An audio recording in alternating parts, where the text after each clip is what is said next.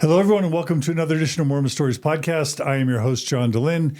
It is March 6th, 2024, and welcome to David Bokovoy Week on Mormon Stories Podcast. How does that sound, David? I didn't know I had a full week, John. That's great. Thank you so much. And Margie, it's good to have you here. Thanks for joining us, Margie. Yes, my pleasure. For those who are joining us midweek or mid-episode, David Bokovoy definitely would easily be ranked as one of the top 10 most important interviews I've done on Mormon Stories. I'll just do a super quick recap. If you're watching this stuff linearly, you will know that what I did is I took like a 3-part interview of David's Mormon story that was recorded years ago on Mormon Stories, way back in the archive. We munged them together as one episode, and we just shared that on the previous episode to kind of catch you up to speed on David's Mormon story. I'll have him recap it, but basically grew up in San Diego, CES, became served a mission, got married in the temple to Coco, became a CES instructor, ended up as the institute director, I believe, at Harvard and MIT. Was it director or just teacher? I was not the director, just an instructor. Yeah. Just an instructor of Harvard and MIT Mormon students. And eventually had the hopes to become a PhD at Brandeis, right? In Hebrew Bible in the ancient Near East. Yeah. So, yeah. And the goal was to end up at BYU. Absolutely. To become... Yeah, people ask me about that, and they wonder, okay, you went to Brandeis, it's historical criticism. You studied with David Wright, a very famous excommunicated Latter-day Saint. Why did you think that BYU would work out for you? And it is a great question, but the reality is that I was already employed by the church. The church's educational system is set up with 2 sections, right? You have the CES is divided into seminaries and institutes, which I had been employed with for 18 years, and then the more academic side of CES, which was, of course, the Brigham Young University. So for me, it was staying. It was just moving into a different section where I had always spent my career. That's a better framing. Well, yeah, it's just, but that didn't work out, and I'm so grateful it did not. Yeah. So anyway, go back and watch that first part with Dave. We may try and put together, he did an entire 3-part series on scripture, Mormon scripture, and historical criticism, Old Testament, New Testament, and Book of Mormon. It's all classic stuff. We're going to try and put that together as its own part 2. In theory, this will be part 3, which is sort of a catch-up on David Bokovoy's life, what's been going on since his last interview. Margie and I have been talking about bringing some of the classic Mormon Stories interviews back for updates. So this may represent kind of the first kind of where are they now with David Bokovoy. That's what this episode is going to be. And if that weren't enough, we're going to have at least another part. I guess that would be a part 4 where we talk about Isaiah and we tap into David's expertise as sort of an expert on Isaiah as it relates to Mormonism, which borrows from a book chapter that he published with a book, which we'll talk about at the end, which is called? Oh, the new one, Latter-day Saints and the Bible. It's I have 2 chapters in that. It came out last year. One on the Pentateuch, yeah. Yep. First 5 books of the Hebrew Bible or Old Testament. And then I did the chapter on prophetic literature. So it ties in with the Isaiah material and has been a passion of mine for decades now. And we'll be talking about not only, Isaiah in the Book of Mormon, but of course Deutero-Isaiah, which speaks to Book of Mormon historicity, but also why I want to know why Joseph Smith cared about Isaiah in the first place, because clearly he cared about it. Yeah. And we may even talk about Avram Gileadi and the one mighty and strong Isaiah prophecies. So welcome to David Bokovoy Week. Welcome to this sort of Where Are They Now with David Bokovoy. In today's episode, I appreciate your patience with this long intro. We're going to be talking about mental health, fitness, wellness, ADHD, child rearing, marriage, and so much more, just to kind of, patriarchy, deconstructing the patriarchy, So many aspects of David's journey. So we just like to let people know that ahead of time so they can know the cool things that we're going to be talking about. Oh, thank you. Did I leave any big teaser out? Did we get most of the teasers? No, I don't think so. I think that sounds like quite the show. And you may even sing for us. I'd love to if the chance arises. Yeah, I enjoy sharing music for sure. All right, Margie, anything you want to say before we jump in? Just welcome and thank you for being here.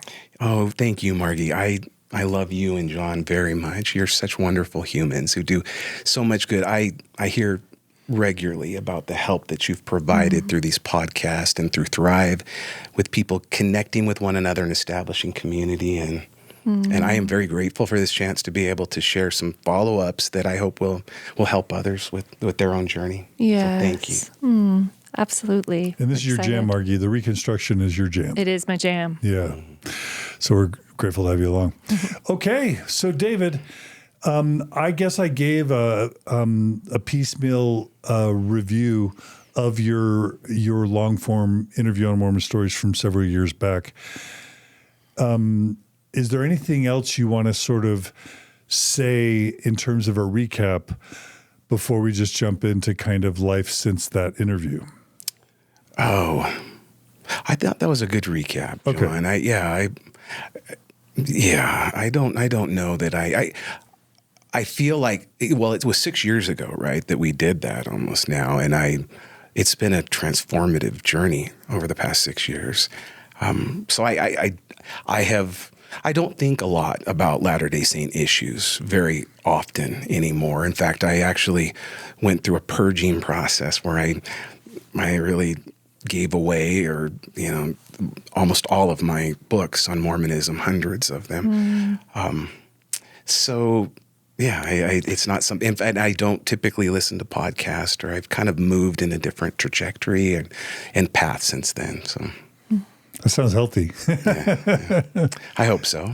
Yeah. So like kind of like predating your past episode, you would have spent a lot of time on the apologetic boards, both as a church employee defending the church, but then eventually probably feeling differently. We did talk about your faith crisis in depth, so please check that out in the past episode. And I think at the time your not being hired by BYU was a heartbreak. Oh, it was at that time the most difficult thing I'd ever gone through. Yeah, it was very difficult. And that's all essential viewing, so go watch that. And I have a follow-up to that we'll jump into. I'm excited to share that connects with therapy. Yeah. So, Can I ask you a quick question Sure, of about course. when you gave away all those books, what it felt like for you to do that? If it felt like symbolic, like saying goodbye to a past self, or like what's the framing of that, and what was the experience actually? Thank you. What a great question. To understand that, I would have to share that I'm a person of great passion, and it connects with ADHD, which we're going to talk about later on. But as an ADHD person, I have a lot of passion, and ADHD is sometimes misunderstood. It's like, attention deficit, meaning that you cannot pay attention. But it's actually kind of the opposite. ADHD has been described as something like, and I think it's a good description, it's like having a mind that you walk into a room and there are 100 televisions playing at the same time on full volume. And that's kind of what it's like to be in an ADHD person's mind. And I've studied a lot and I've come to understand myself. But it's not attention deficit, it's attention hyperactivity. So once you obtain a passion, the person becomes hyper-focused, and it becomes problematic for relationships, lives, and other pursuits.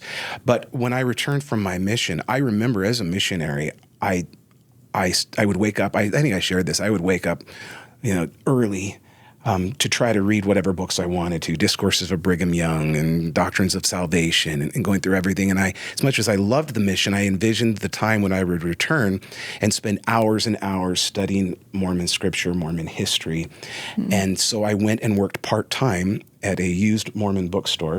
It was brand, and this was not a nice thing to do as a young married returned missionary, but I would work part for part credit. And I started to obtain this massive library.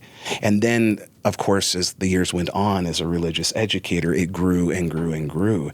And these books were always prominently featured in our home. And it was something that meant a lot to me for a lot of years. And so it took time, it took time. First I got rid of some, that I didn't want anymore, and then a little bit more. And then finally it was with my wife's inspiration. She just said, I think, we walk into the house and we see all of these books and we've all gone a different direction now.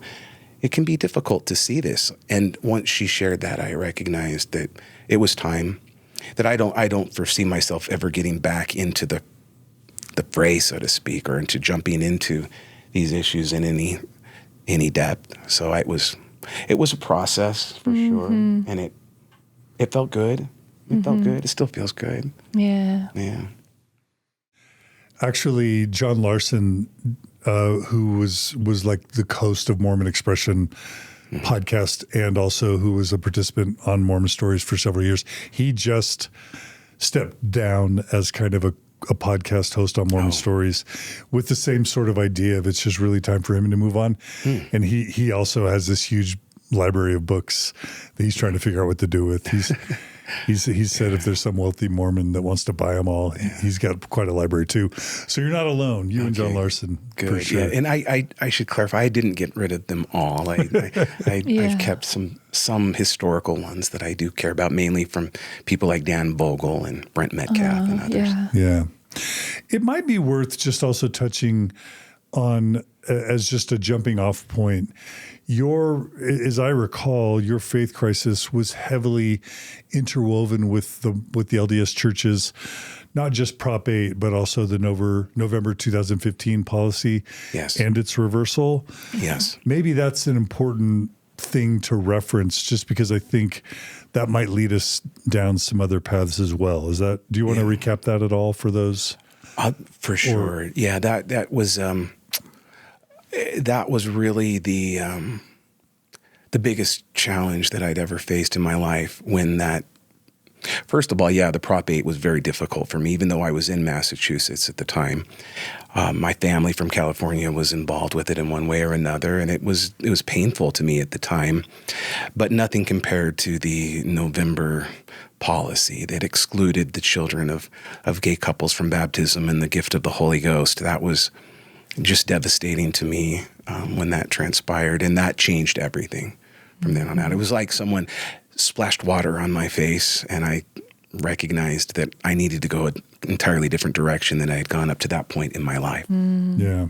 So, and it wasn't easy for you to find a new profession. Like, once you're over a decade committed at CES, it's not like you're super marketable necessarily in academia or even anywhere else. Yeah. Right? That's true. In fact, most seminary teachers for the church do not even have a teaching license. And so when something happens, like a divorce, for example, and they're fired, I've had friends that have been in that situation, it can be very difficult financially for them. It's been difficult for my family. I don't want to say that it has not. We took a $30,000 pay cut at the time, and I'm still dealing with student loan issues at age 52. So, because Brandeis ain't cheap, right? Yeah, I paid for my master's, and then they paid for the doctorate. But still, I was taking out student loans to, with 4 children for diapers and things like that. So, it's been challenging for sure. But I was very fortunate in that I kept my foot. I had my foot in 2 doors simultaneously. So, for example, when BYU went the direction that it did, I immediately contacted people at the University of Utah, and I went in and did a postdoc at the U of U in their Languages and Literature program. I taught Biblical Hebrew, the language, historical Jesus courses. I taught a course on sex in the Bible. And then the Book of Mormon as literature for 2 semesters there as well. And then I also was able to work for Utah State University, designing online courses in those same areas. And more or less. And then and then I went from there to prison. So, And what you mean by that is? yeah, and from there, I became the director of prison education for Salt Lake Community College. We've been running a program there for a number of years now, and it's been wonderful to be a part of. And I should actually state that anything that I share regarding that or any other situation is my own opinion, my own reflection, and my own views as an individual. I am not representing those of the prison education program of Salt Lake Community College or the Utah Department of Corrections. I am my own entity in these interviews. Or Coco. Or Coco, yeah. Coco is the nickname that my wife, Carolyn, has gone by, for those who don't know, for quite a while, so thank you.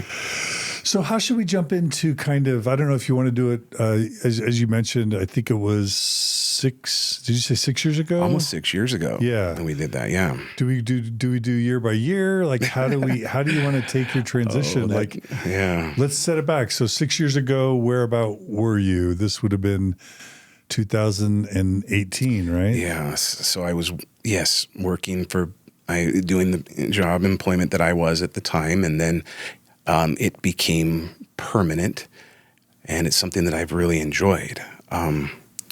I had never been into a prison setting before, and I walked in and had incredible experiences.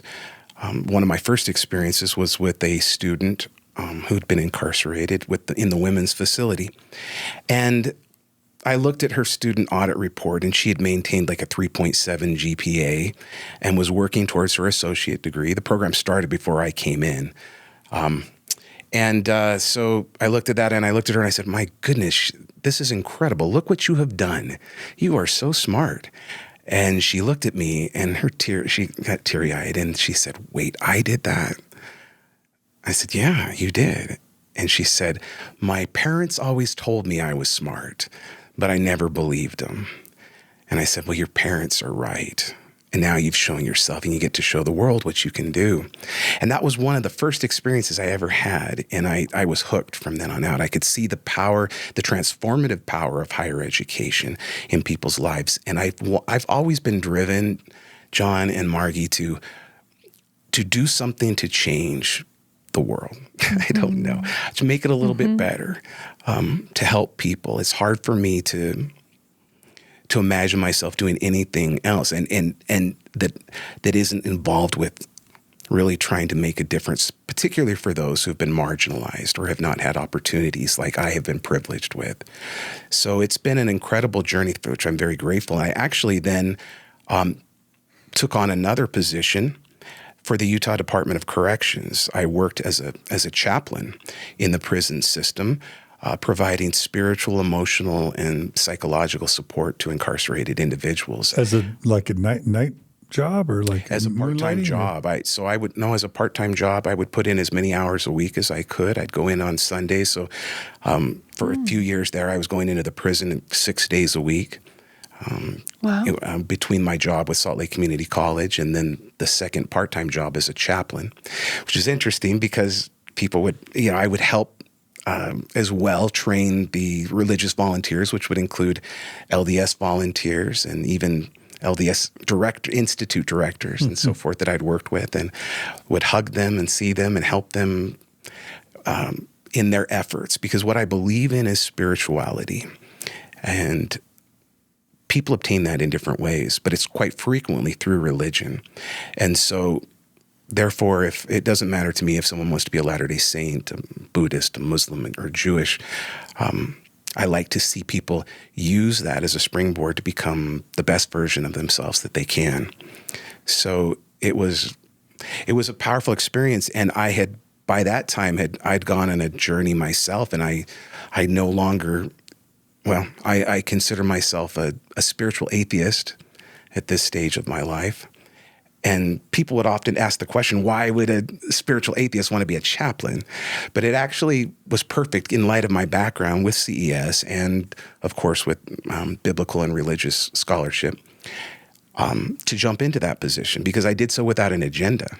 I think a Latter-day Saint chaplain or a Muslim chaplain would have a hard time, perhaps, not pushing a little bit of their views and perspectives onto those who are incarcerated there, where my role was not that. I was employed by the state, so my job was to support them in whatever it was that they pursued. So that's what I've been doing. Wow. Paint for us a picture of what a chaplain's day is like, and how a chaplain at a prison interacts with and tries to support is it prisoner? Is that the right word, or is there a better word? Incarcerated individual. Yeah, that's one I'll use. Systems impacted student. There are a lot of things that we can describe and use, but sure, prisoner is fine. We can go there. For this purpose, what's a daily? Well, I would host spiritual support groups for the LGBTQ plus community that is there. I hosted Muslim prayer services, so I would show up and do that and pray with the Muslim prisoners. And a lot of times I would sit there, and then like on Sundays, I would go in on Sundays, and LDS meetings would be taking place, and I would be outside of that and in my office. And then people would come to me and want to talk about challenges and things that they had faced in an incarcerated system.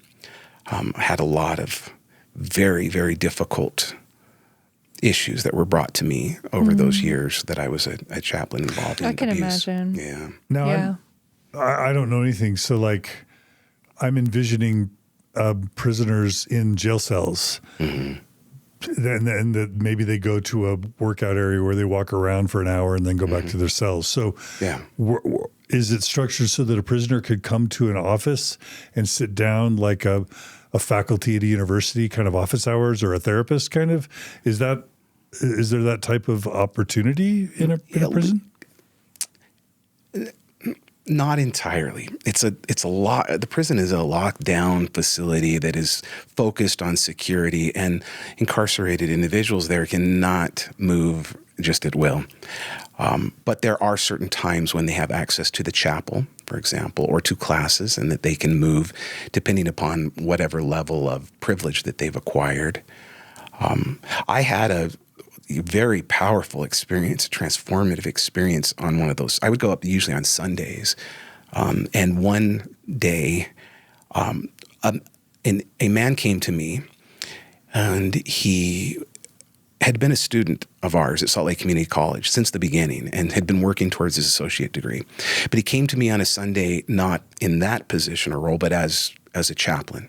And he sat down and he said, Dave, I know that you are an atheist and you don't believe in an afterlife. Because I'm very open. That's why I'm doing these interviews. Very open, and I would tell them where I would be, where I am, and therefore it's not my goal to convert or deconvert, but to support you. And so he said you don't believe in an afterlife. And he said, my HIV has turned to AIDS. And I just came back a couple of days ago from the doctor, and he told me that I also have prostate cancer. And they cannot treat the AIDS because that would affect the immune challenges of the cancer. And so I don't know what to do now. I will never walk out of these walls. Do I just hit any motion? Do I just slip my wrist, or do I just wait to see which of these two diseases kills me? And I first of all, in a situation like that, there isn't really an answer you can give. And what I found as a chaplain, that what I could offer is empathy.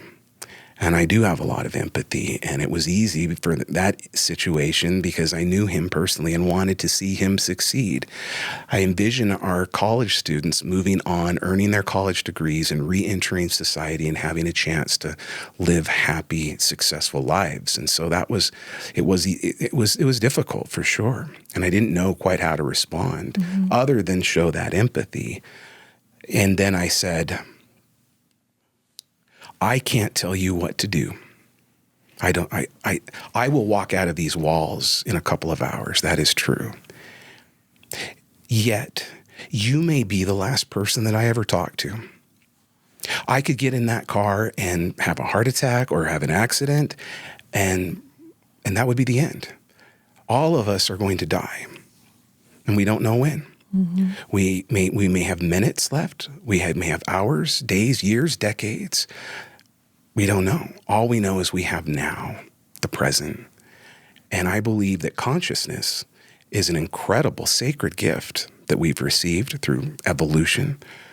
And it is incredible that we get to take in the beauty of a sunset or a sunrise, or smell grass or a flower, and see the beautiful mountains that surround us here in Utah and the snow. We need to take that in every moment for as many moments as we possibly have. And I can think of no greater way to honor that sacred gift of consciousness than to do that specifically. And if you would like to take it to a second level, then help someone else with consciousness experience happiness and joy in that moment, because all we have are moments. Mm-hmm. And it was, I appreciate a chance to share that story, because it really is important to me, and it defines when I talk about being a spiritual atheist, that's what I mean about spirituality. That's how I would define spirituality. Spirituality is focusing upon the moment, trying to be present, caring about others, caring about the planet, caring about life, and living it to the fullest for as many moments as we possibly can. And I don't know, well, I do know that I don't know that it was my conversation that made the difference. I would never suggest such a thing, but he hung on and passed away at the hospital eventually. Mm. So I have a question around, as you kind of described it, going from this place where you had never really been within prison walls to dropped into a situation really where now you are, serving as a chaplain. And you're not only having exposure, let's say, to a new system, but also to really, it sounds like, the very vulnerable parts to human beings, Was there anything particularly surprising for you? If maybe, I don't know if you had assumptions going into kind of the work or what you thought it might be. Was there anything surprising or that stands out in your work as a chaplain with these particular human beings existing within basically a system of incarceration? Thank you. I appreciate that question. I think the answer to that would be, and I don't want to invoke trauma, but Utah has an inordinate amount of sex offenders for whatever reason. And typically in other states, those who've committed a crime such as that are housed separately from the general population because they are at risk for violent acts. We have so many here in the state of Utah that is just not an option. And when I went in initially, I love people, and I especially love people that I can see are struggling or going through a difficult time. It's part of being ADHD. ADHD people often have a lot of empathy. I mean, there's a lot of problems and challenges with it, but that's one of the nice sides of it. And I connected immediately with the gangsters and those who committed drunk driving accidents or white collar crime, the various things that would lead someone to such a state. It was difficult to think about working with those who'd committed a sex offense. I'm a father and I'm a grandfather, and it's a difficult issue.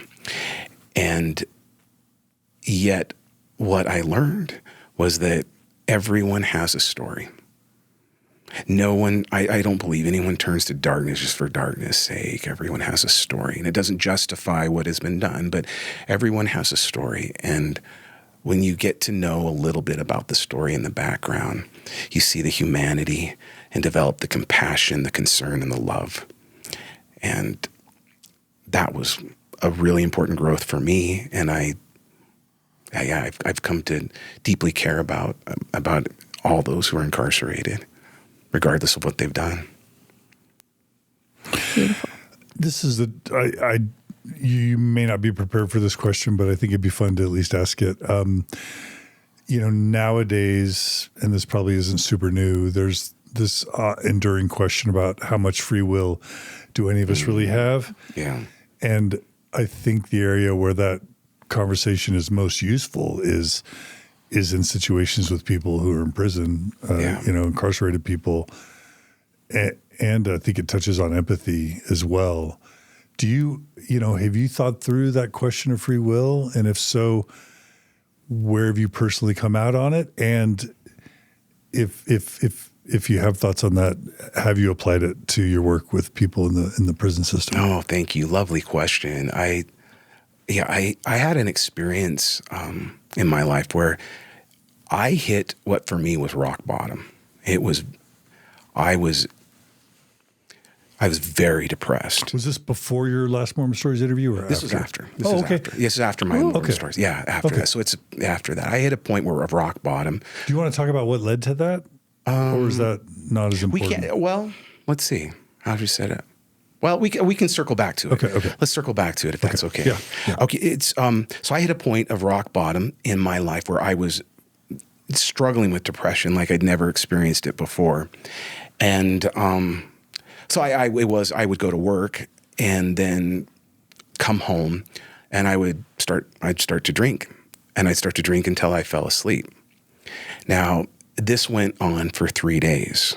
Okay, and then I woke up on the fourth morning, and I had a hangover, and I felt terrible, and I thought, oh my goodness, what am I doing? This is a terrible path that I am on. I need to stop this trajectory. I need to change. And I was very fortunate. I called some friends of mine, and I just said, hey, I am struggling. And they came and picked me up, spent the day with them that day. I had a wonderful therapist at the time, and I set up 3 different therapy sessions. And anyway, and then after about a week or so, things started to calm down, and I worked through this very difficult time in my life. It didn't last that long because of the resources that I had, but it was transformative for me, and I am so very grateful for what I learned from that experience. And I learned, and it changed the way I see humanity and free will. I no longer see humans as good or bad. I don't. People aren't good or bad in my viewpoint. I think humans are neutral. I see choices, decisions as good and bad based upon how they affect people, the pain or trauma or goodness that those decisions might invoke. So decisions are good or bad, but humans I see as neutral. And I see this because here I was, when I hit rock bottom, I had the resources to overcome that. If I had not had those resources available, I don't know what would have happened, right? I could have maybe gotten in an accident while drinking and driving or done something, who knows? And then I would be incarcerated in prison. And so it is easier than people realize to make a bad choice or a bad decision in the most difficult periods of their life and end up living a life of incarceration. So I don't know that I fully answered the free will issue that you've proposed, but I don't know that we have entirely free will, because I think we're so impacted by our environment and our DNA and our genetics and the trauma that we've experienced, and that is intergenerational as well. And now we know, right? The body keeps the score and type things. It's kind of a privilege thing. There's, when it comes to mental health, there's genetic privilege, there's life situational privilege, there's financial, economic privilege, there's social privilege. But like you said, if you don't have the money or the insurance or the friends or the genetics, any of us can go in any direction at any time. If we think, oh, I'm a moral person, but you take a few of these assets away from us, these privileges, we're all monkeys at the end of the day, right? Absolutely. Just advanced apes. Yeah. Yeah, for sure. And so I'm guessing that's part of how you develop empathy for incarcerated people, right? Yeah. Do you find that most of the incarcerated people that you interact with just didn't have a lot of the same privileges that the rest of us have? Yeah, absolutely. Absolutely. And many of them are ADHD and they're undiagnosed, right? And ADHD, it can be a superpower if people learn to manage the symptoms. But if the symptoms aren't managed, it is destructive for people's lives, relationships, and things. And so, yeah, there are a lot of people there that are, in fact, everyone there is dealing with mental health challenges. And even if they weren't before they were incarcerated, the trauma of living an incarcerated life is so real. It was interesting to me as I would fill out applications for financial aid or admissions, help them, our students fill these out for the college program. I was amazed sometimes at some of the mistakes they would make. So they were filling out and they would give the wrong birth date or social security number, things that seemed pretty basic, more or less. And yet then after a month or two of in class, we'd see not all, but many of them just flourishing. And I think our average GPA for our college program is about 3.6 probably. Wow. It's incredible. Mm-hmm. So, it's,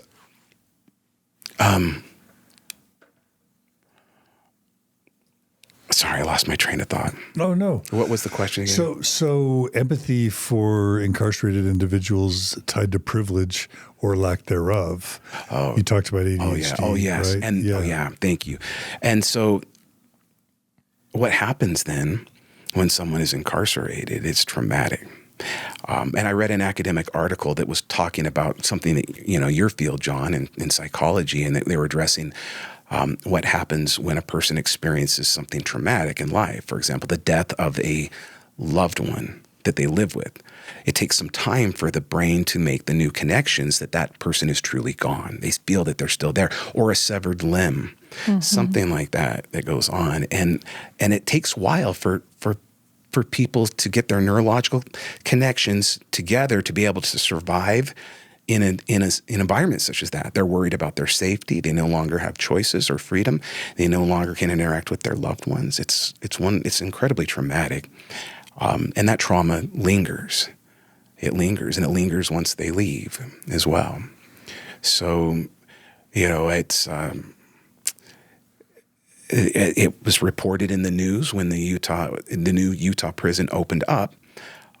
There were a lot of challenges. One, in transferring information, for some reason, the data was lost as to, which medicines people needed to provide. Sorry. And, so we went, they were unable to administer medications for some time. And we're not just talking about blood pressure medicines or something like that. We're talking about antipsychotics. Wow. And, and so imagine, so many people are incarcerated if they're on an antipsychotic. Lovely, wonderful, just such pleasant people to be around and interact with. And yet without that medication, it's very difficult for them. So imagine going off cold turkey. I'd never sobbed like that after a week of being in that prison during that situation, because I understand. I'm ADHD. I have family members with mental health issues. I understand it. I get it. And it was painful to witness and not be able to do anything. And I got home after a week. We had been just registering students for college classes in the midst of all of that. I got home on a Friday, and it was the hardest I'd sobbed in many, many years. It was difficult for my family to even see. And I didn't know what to do, but I thought, well, I really only have one choice. I can either, just say, this is too difficult. I don't want to be involved with this. The system's broken. Or I can jump in and try to make a difference in people's lives. And so that's what I tried to do. It's funny because you might identify as an atheist now, but when you think about what Jesus focused on, it's like the poor, homeless, the sick, incarcerated. Yeah. I mean, and these are all the things that widows, right? Like the outcasts. And these are all the types of things that the average citizen, Christian or not, is just like, oh, it's a little too much. Like, let's keep those people over there, and I'll go to church and pay my 10% or like volunteer for Cub Scouts and feel like I'm contributing to humanity. And that's most of us. Those who are willing to really take on homelessness or the prison system or like hospice care or hunger, that's a next level thing that few of us dare to trod. And yet, there are all these associations that come. Well, first of all, I would have to think that your upbringing as a Mormon and as a Christian maybe informed those values for you. And then I'm also just going to note the irony that someone might label you as a godless atheist, and yet you're doing some of the toughest heavy lifting that Jesus himself said is his jam. Does that make sense? Thank you. It's kind. And I agree with you. I still love Jesus. He had a lot of wise and smart things to say, and I wouldn't agree with his apocalyptic views and things that he held, but I still love Jesus very much, and I would love to see those teachings incorporated and applied more in society. We'd be much better off, certainly. I guess maybe to respond to that, I could share another experience I've had since the Mormon Stories interview. Yeah. And it involves the Holy Ghost and what I once attributed, feelings I once had that I once attributed to the Holy Ghost. Okay. When I disassociated from the church, all of a sudden, it was logical for me to want to experience things that I'd never experienced before. So all of a sudden I started thinking, okay, I'd like to learn to drink a beer and what that tastes like, and appreciate a beer. I'd like to go dancing with my friends in clubs and do things like I didn't do that in my 20s. I was changing diapers in my 20s, with little kids. And so I want to do this. I want to do that. I want to do this. I want to do that. And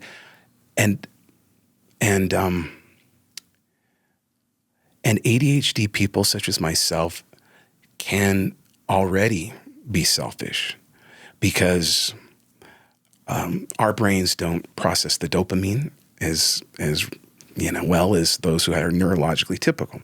And so we're constantly seeking a fix, if you will, to provide that. And so that can lead towards selfishness. What is the fix that I need, or what is the obsession or passion that I'm hyper-focusing on at this moment in my life? Because when someone is focused, society, the world, often rewards them. Oh, look, what a great violinist she became. Or, oh, what an incredible scholar. Or, oh, look at the accomplishments here. But when one is focused, it means that other things are left on the side. It doesn't matter. Anyone who has achieved any level of success because of intense focus is going to have left other things on the side, including relationships. And self-care. Yeah, absolutely. Right. For sure. So that's important. I think that's very helpful to recognize. So what happened, I reached a point in my life where I was looking back on what had happened since I had left the church, and it was all about me. I want to learn to do this. I want to learn to do that. I want to experience that. And I realized that I had become quite selfish. And I don't mean to say that I didn't care about others. I cared deeply about my wife's happiness. I cared deeply about my children's happiness. I cared deeply about people who are incarcerated and the world at large. I cared deeply, but the happiness that mattered the most was my own. And when I realized that, I did not like that at all. I felt really bad about myself. And so I thought, I don't want to do that anymore. I want to instead prioritize other people's happiness. And the second I had that thought, and I thought, I'm going to do that, I was filled with so much joy and peace and happiness and love. And I hadn't had those feelings in a very long time. They were the feelings that I had once attributed to the Holy Ghost. And they were back. And they were back with greater intensity and force than I had ever experienced before, because it was without dogma. It was without, I don't mean to, say too much that is negative about Mormonism or my former experiences. But what can happen in Latter-day Saintism is this idea that we are separate, we're unique, that the world is different. I remember being a kid in Southern California and going to Disneyland. If you saw somebody wearing a BYU shirt or something, like, oh, there's our people. They're our people, right? They must be Mormon. And now everybody's my person. Everyone is my person now. Everyone's my tribe. And I care about everyone's happiness. And so it's even more intense than that. And so I started trying to apply that. The clerk in the grocery store, just taking a minute and thinking, can I say something to show this person, help them feel happy? Or in the prison or wherever I was. And as I did that, it was transformative and very helpful. And I still, of course, as everyone does, my life is up and down, but I know how to get out of the down parts now. I need to refocus on other people and other people's happiness for a while. And that's what takes me right out of it. And it connects with, my goodness, I learned, and then all of a sudden I started thinking about my whole youth and growing up as a Latter-day Saint and what was this Holy Ghost? And I understood what happened in my life. I was experiencing some challenges as a teenager and I was more interested in rock and roll and in surfing than religion. But my mother came into my room one time and she said, I know you're going through a hard time, but positive thinking has been shown to really make a difference. So why don't you try this book out? And it was Ogmandito's The Greatest Salesman in the World. Loved it. Do you know that book? Oh, yeah. I read it myself. Yeah. Have you read it? Oh, yeah. Okay. Have you read it? Kind of those late teen years. Yeah. It was very inspirational to me. Really? For you as well? Yeah, it was. Was it for you? It was for me too, John. Yeah. Exactly. Did he write The Greatest Salesman in the World as well? That's the one I'm referring to. Yeah, That's the one I'm referring to. Love that book. Oh my goodness, John. Yeah. I'm so glad to hear you say that. I mean, it was that and C.S. Lewis. Those two, Okay. When I was trying to prepare for my mission, but feeling depression, those two books were instrumental for me. Oh, that's we share that in common. Then so she brought in Ogmandito's book. She said, it's not about God, it's not about Jesus, but it's, read this book and it's about scrolls and, mantras and you can be happy. Turns out the book kind of is about Jesus, right? But that's okay. But I'm ADHD, so I never finished the book, I have to admit, but which is typical. But for those who aren't familiar with it, it's a self-help book where this tells a story of a guy who journeys and finds these scrolls, and he's told that if he reads each scroll 3 times daily, it will change his life. He'll become the world's greatest salesman, right? And so the second one, the second one was really transformative for me, and I hadn't thought about it in probably, I don't know, 35 years or something like that. And all of a sudden I started thinking about this and I'm like, oh, I remember that second scroll and the impact it made on my life. And I started thinking about it. I'm like, oh yeah, I will greet this day with love in my heart. For love is the greatest secret to success in all ventures. Muscle can split a sword, but only a shield, but only the unseen power of love can open the hearts of men. And until I master that art, I will remain no more than a peddler in the marketplace. And how will I greet those whom I meet? In only one way, in silence and to myself, I will say, I love you. Though unspoken from my lips, it will shine from my eyes and from my brow. And who is there who can say nay to my goods when they feel such love? I will greet this day with love in my heart, and I will succeed. It's a beautiful mantra, right? And I hadn't thought of it in all these years, and all of a sudden, all those words came back to me again, because when I hit that second scroll, I'm like, okay, I'm ADHD, and I'm like, okay, I'm going to do this. I'm going to become a loving person. And so I read it, 3 days, every day. And I tried doing that in high school. I would go up and I'd meet people and talk to people in the high school, and I would say, in my mind, I'd say them, and I'd say, I love you. And I'd say it, and I'd think it, and I felt so happy. I was happier than I'd ever been up to that point in my life. And it's partly because ADHD people struggle to connect with people others sometimes. We struggle because we can become so focused on our passions and things. And what I crave most is connection, human connection. And all of a sudden I felt it. I felt it very strongly because I wasn't focused on myself. I was really thinking about others. And that I shared this story in our interview from 6 years ago about how I was sitting in the math class and this girl asked if I was a Mormon, and I said, yes, I am. And she said, oh, is that why you're always so happy? And I thought about it, and I said, well, yes, that's why. But it wasn't why. Mm-hmm. I mean, it's not totally disconnected, of course, but it wasn't why. It was because I had learned to connect with others. I had learned to love people and to really care and care about people. I'd learned to try to apply that, and that made me happy.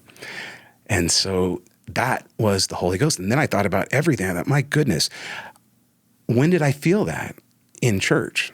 When did I feel that on my mission? I never felt that when I had a testimony of the Book of Mormon for sure. And I felt God had told me that it was true, but I'd never felt those same feelings of the Holy Ghost tell me it was true. And in fact, as a missionary, I remember I would pray and I'm like, where should we go tracting? And I couldn't feel the Holy Ghost give me the answer because that wasn't what I was feeling or what I identified as the Holy Ghost. And so I developed this theological perspective of my own. I thought, well, even at that stage, God wants us to be here. He wants us to figure things out. He wants us to use our agency. So he's not going to ask. I shouldn't even ask him. I should use my own brain and figure out where we should go tracting. I should use my own brain and figure. I didn't even ask God if I should marry Carolyn, my wife.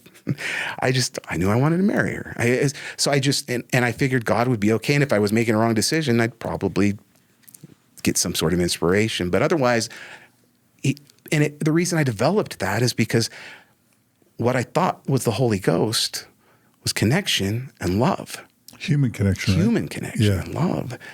And of course, you're not going to feel that just by reading a book or just by, figuring out where to go tracting or anything such as that. And so it really helped me understand what I went through as a Latter-day Saint and the good parts of that and how I can take those good parts, jettison those things that I need to, that are problematic and harmful to me and others, and I can live a happier life, a better life that shows concern and compassion for others. So this was a long way then, John, of coming back to tell you, thank you for the kind words. I don't feel that it, in some ways, I guess it's selfish. I feel better when I'm helping people and when I'm showing love. And just to summarize, and then Margie's got something like, we're conditioned to call it the Holy Ghost, but really it's just elevated emotion. Mm-hmm. It's dopamine, it's serotonin, it's oxytocin. Mm-hmm. They're chemicals, neuro pathways that we all have access to. Mormonism calls it the Holy Ghost, which is fine. The only problem is if you believe that you can only have that if you are an Orthodox believing Mormon, then when you leave it, you all of a sudden are feeling this huge lack. Yeah. But what I heard you say is you can tap right back into that Holy Ghost. Absolutely. Just by really loving others and putting them first. Is that what I heard you say? I believe so. I mean, I can't, I don't feel I have all the answers, or I just have found some answers that are working for me right now and that have been transformative, and I'm excited to share in case they can help others. And then I have a long journey ahead as well, hopefully. And just while we're at it, it's probably also true that those negative feelings of fear or anger that we were conditioned to associate with the adversary, with Satan, with Lucifer, or temptation, those are normal human emotions like anger, sadness, frustration, envy, whatever. And that's, you have access to those as well. Yeah. And maybe that's a good thing. Yeah. Instead of suppressing them, You learn to understand them better instead of writing them off as Lucifer. Oh, True? my goodness, true. One of my heroes is Brene Brown. I love Brene Brown, and she's an expert in trauma, and I'm so grateful for my wife for so many reasons. My companion, my life companion, she's incredibly wise, and she's a fixer. I don't know how to describe it. She won't leave something in the house like a dishwasher or a drawer or something unfixed. If she can't do it herself, and she often can, then she'll make sure it's taken care of. But she's that way with relationships as well, and her own life. And so she's constantly introducing me to things that I probably wouldn't notice, like Brene Brown's book we just finished, Echoes of the Heart, where she talks about human emotions and gives people vocabulary to be able to describe those things that are very natural. And indeed, once one disaffiliates from the church, there is an incredible amount of pain and sorrow and anguish that goes into that. And it happens. It's inevitable. And it affects relationships as well. We have been shamed by family members because of our journey. For leaving the church. Mm-hmm. We have been shamed by friends. We've been shamed by people, especially my wife, Carolyn. And there have been many times when I have sat and held her as she has sobbed and cried because it is so difficult to experience such a thing and go through such a thing. So I would never say that, leaving the church is all, happy, yay, wonderful, let's go have a good, wonderful life, and you get to drink, and you get to do that. It's incredibly painful and difficult, but worth it, for sure. Absolutely. I was going to ask you a bit about what it has meant for you to have the ADHD diagnosis, to have this sense of an understanding of your own brain, kind of what it does well, what it struggles with. Do you want to talk about that? Do you want to talk about the impact of that? Oh, yes. Thank you, Margie. I appreciate that. It's been really helpful to learn how my brain works. Everybody should learn how their brain works. I go to a weekly therapist. I'm just so grateful for therapy and for professional help. And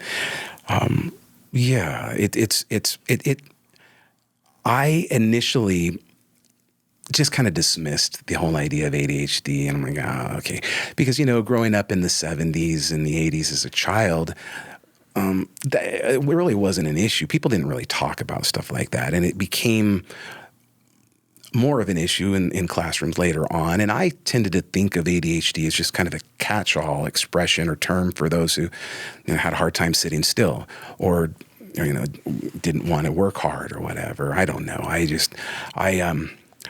wouldn't call myself a believer in such a diagnosis. But the more I studied, the more I learned. And again, that was all through my wife helping me to understand this. She brought, hey, let's read this book, The ADHD Marriage. Hey, let's read ADHD 2.0. Let's do this. And as she helped me to take advantage of those resources, I started to realize that there are challenges with being ADHD that affect one's life. For instance, ADHD. Real quick. Oh, yeah, go ahead. So like this, let me just see if I understand the stereotype, because I know a little bit about ADHD, but I'm rusty. So the stereotype is like the kid that fidgets, that can't sit still, that can't pay attention, that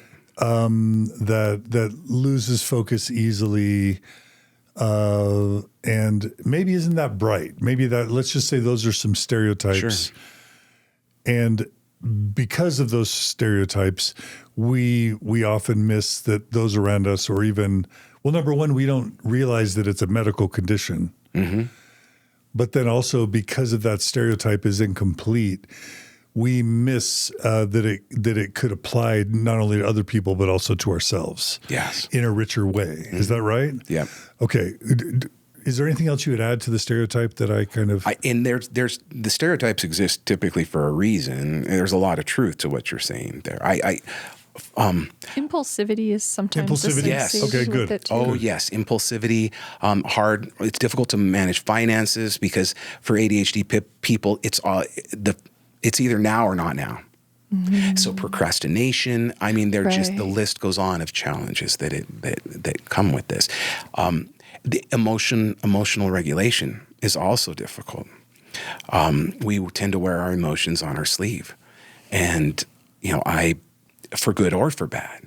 And fortunately for me, it's usually good. I'm a pretty happy person and I love people. And so I tend to be positive a lot of times, but then I can be, if I feel wronged or if someone else has been wronged, especially if I see someone who's been wronged that I work with or somebody that I care about, I tend to get deeply emotional. And then I can maybe do something, say something or act in a way that I would regret, for sure.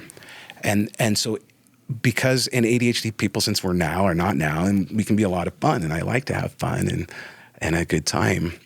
We're playful in some ways like can be playful like children. But I remembered so much of my life started to make sense then because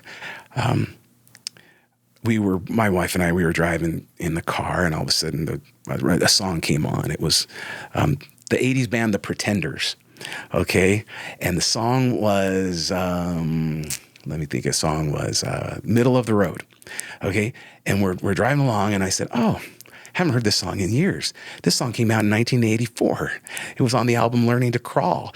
And I remember that because I was going into summer school, and in between 7th and 8th grade year. And that's when I was exposed to this album in 1984. And that's when that album came out. I started to remember all that. And then I started thinking, oh my goodness, yeah, summer school. I had to go to summer school 7th grade year, 8th grade year, 9th grade year, 10th grade year, 11th grade year. And then I barely passed high school. And I all of a sudden realized why.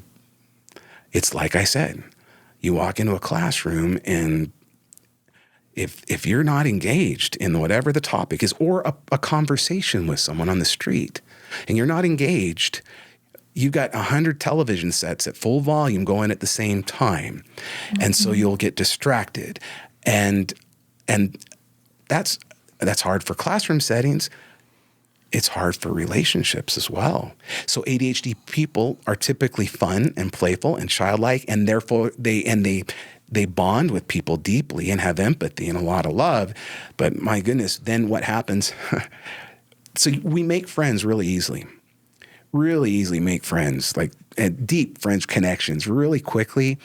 Maintaining long-term relationships for an ADHD person is very challenging. Mm-hmm. If you were going to kind of say the gifts of ADHD, and then for you in particular, and then things that are kind of the challenging aspects of it, how would you kind of talk about that? And to piggyback on that, like when I think of David Bokovoy, I think of a PhD from Brandeis, right? Like challenging the stereotypes. I don't think of a kid who would have gone to summer school for 4, 5, 6 years consecutive in high school with a mediocre GPA. But that reveals a misunderstanding about ADHD, right? Yeah. And can we just say, like, before you dive in, sometimes those things like the summer school that's really, can we just talk systems for a minute? Like, that's what happens, I think, for many brains that actually are trying to be forced into yet another system, the educational system. And there can be a lot of messages or stories that are created because of that, right? Oh, yeah. That it's really not indicative of someone who has behavioral issues or isn't smart, but really it's just kind of, oh, wow, not a fit for this system. This system does not really see or create a space for neurodivergent brains in general. Absolutely.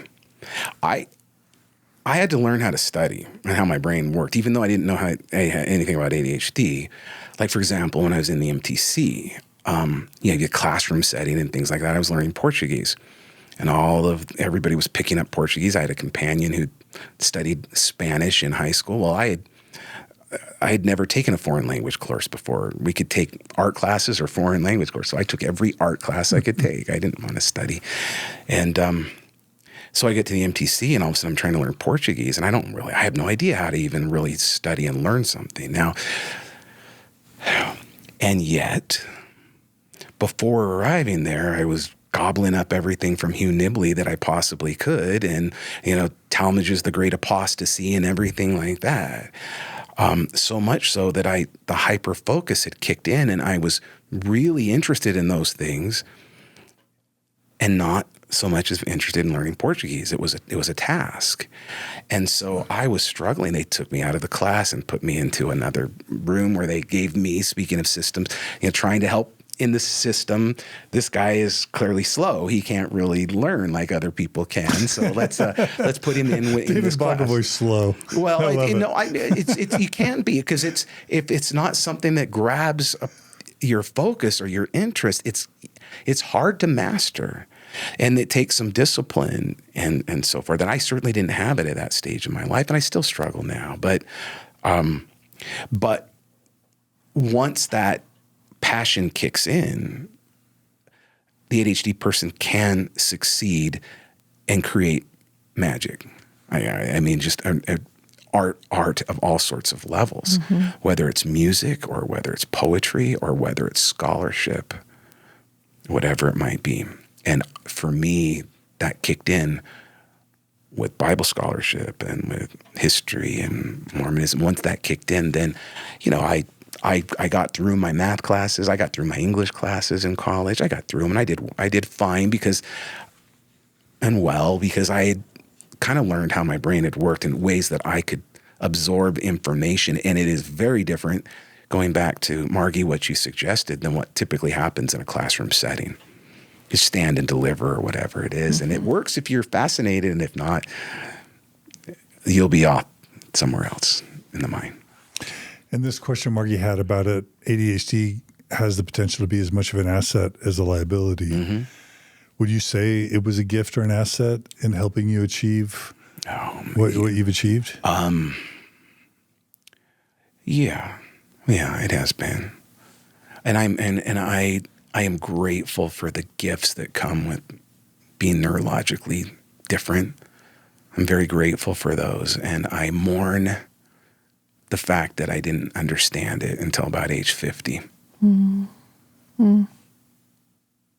For sure. Do you have a sense for what you might have done differently if you had understood it earlier? The most important thing would be that I would focus more on those that I love, and less on scholarship. Yeah. And I would strive for emotional regulation. I'm a hippie pacifist. I've never been in a physical fight in my whole life. It's not the way it's not part of my personality. And yet I can become confrontational with words, and I can use those words, and I know how to use them in a way that will hurt. And I don't mean to suggest that it's not in my nature to swear at someone or, denigrate someone or tell, I would never do something like that, but especially for someone that I love, and yet not regulating the emotions. Over the years, I looked back and could see how things that I'd said in conversations have affected those that I love in a negative way. And so I regret that, and I mourn that. And it's been good though, because I've had good conversations, even with my children, where I've told them about, I'm sorry, I didn't understand, made mistakes, and I love you, and I apologize for the things that I have done. And that's helped us bond more deeply and so forth. Fortunately, those are the big issues. It's really that. Yeah. So your tips for someone who suspects they might merit an ADHD diagnosis, your tips would be what? First of all, I would learn everything that you possibly can about the subject. Learn how the brain works. There are wonderful resources available. You were mentioning books you read with Carolyn. My favorite one is ADHD 2.0. We read a book, and I didn't finish it yet. I still have to finish it, but ADHD marriage, and I gained a lot from that. It was also painful because I'd read this story about a relationship, right? And I could see myself in that situation, and it hurt. So, but it was important. Mm-hmm. I also, as I've said before, regardless of whether one is neurologically typical or atypical, it matters not. Professional therapy is very important, I think, for everyone. I'm a big proponent of that. And then I guess to realize, I'll quote. You interviewed one of our good friends, Faith Erickson, a while ago, right? Yeah. And Faith is a wonderful person. She was my former seminary student way back in the day. Oh, how about that? Yeah. I had no idea. Mm-hmm. Yeah, so that's how we have Which that high connection. Grantsville, way out there where J. Reuben Clark was from. So, but she's such a wonderful parent, and she has a child that has ADHD, and she was talking with that child, and the way that she framed it was so positive and beautiful. Mm-hmm. And Faith has ADHD too. Mm-hmm. not to throw her under the bus, but that's why she's so wonderful. Yeah. But she helped this child to recognize that it is a superpower, and yet, like Superman, there's kryptonite. So you have to be aware of the kryptonite. And I guess that's the big issue, is to realize the problems or challenges. And then what I have found helpful is, and absolutely necessary, is meditation and mindfulness. Carolyn and I try to meditate every morning to the sunrise. And meditation and mindfulness has become a very important part of my life. Yeah. Yep. Love it. So, Dave, I wanted, if we can, if it makes sense, I know there are a few other topics we want to cover for sure. I'm wondering if there's a way to kind of slightly shift into story mode in terms, and some of this will recover some of the ground we've already covered today, but like you do the Mormon Stories interview 6 years ago, mm-hmm. You're working for the prison system by that point. You're wondering if you're going to be able to let the church go or not. You're still probably having some anger at the church for misleading you, for the harm it's done to others, but also for not hiring you. But you're also discovering your freedoms. You and Carolyn you move to Daybreak. Mm-hmm. And you start getting some new friends, and you start experimenting mm-hmm. with fun and life. Yeah. Tell us why that wasn't a happy ever after, and maybe talk us through. And you mentioned this before, that sometimes post-Mormons talk about their faith journey as something that they leave the church and then they arrive somehow and they figure it out. That's right. Yes. Talk about how it wasn't just a linear thing that you solved and then happy ever after.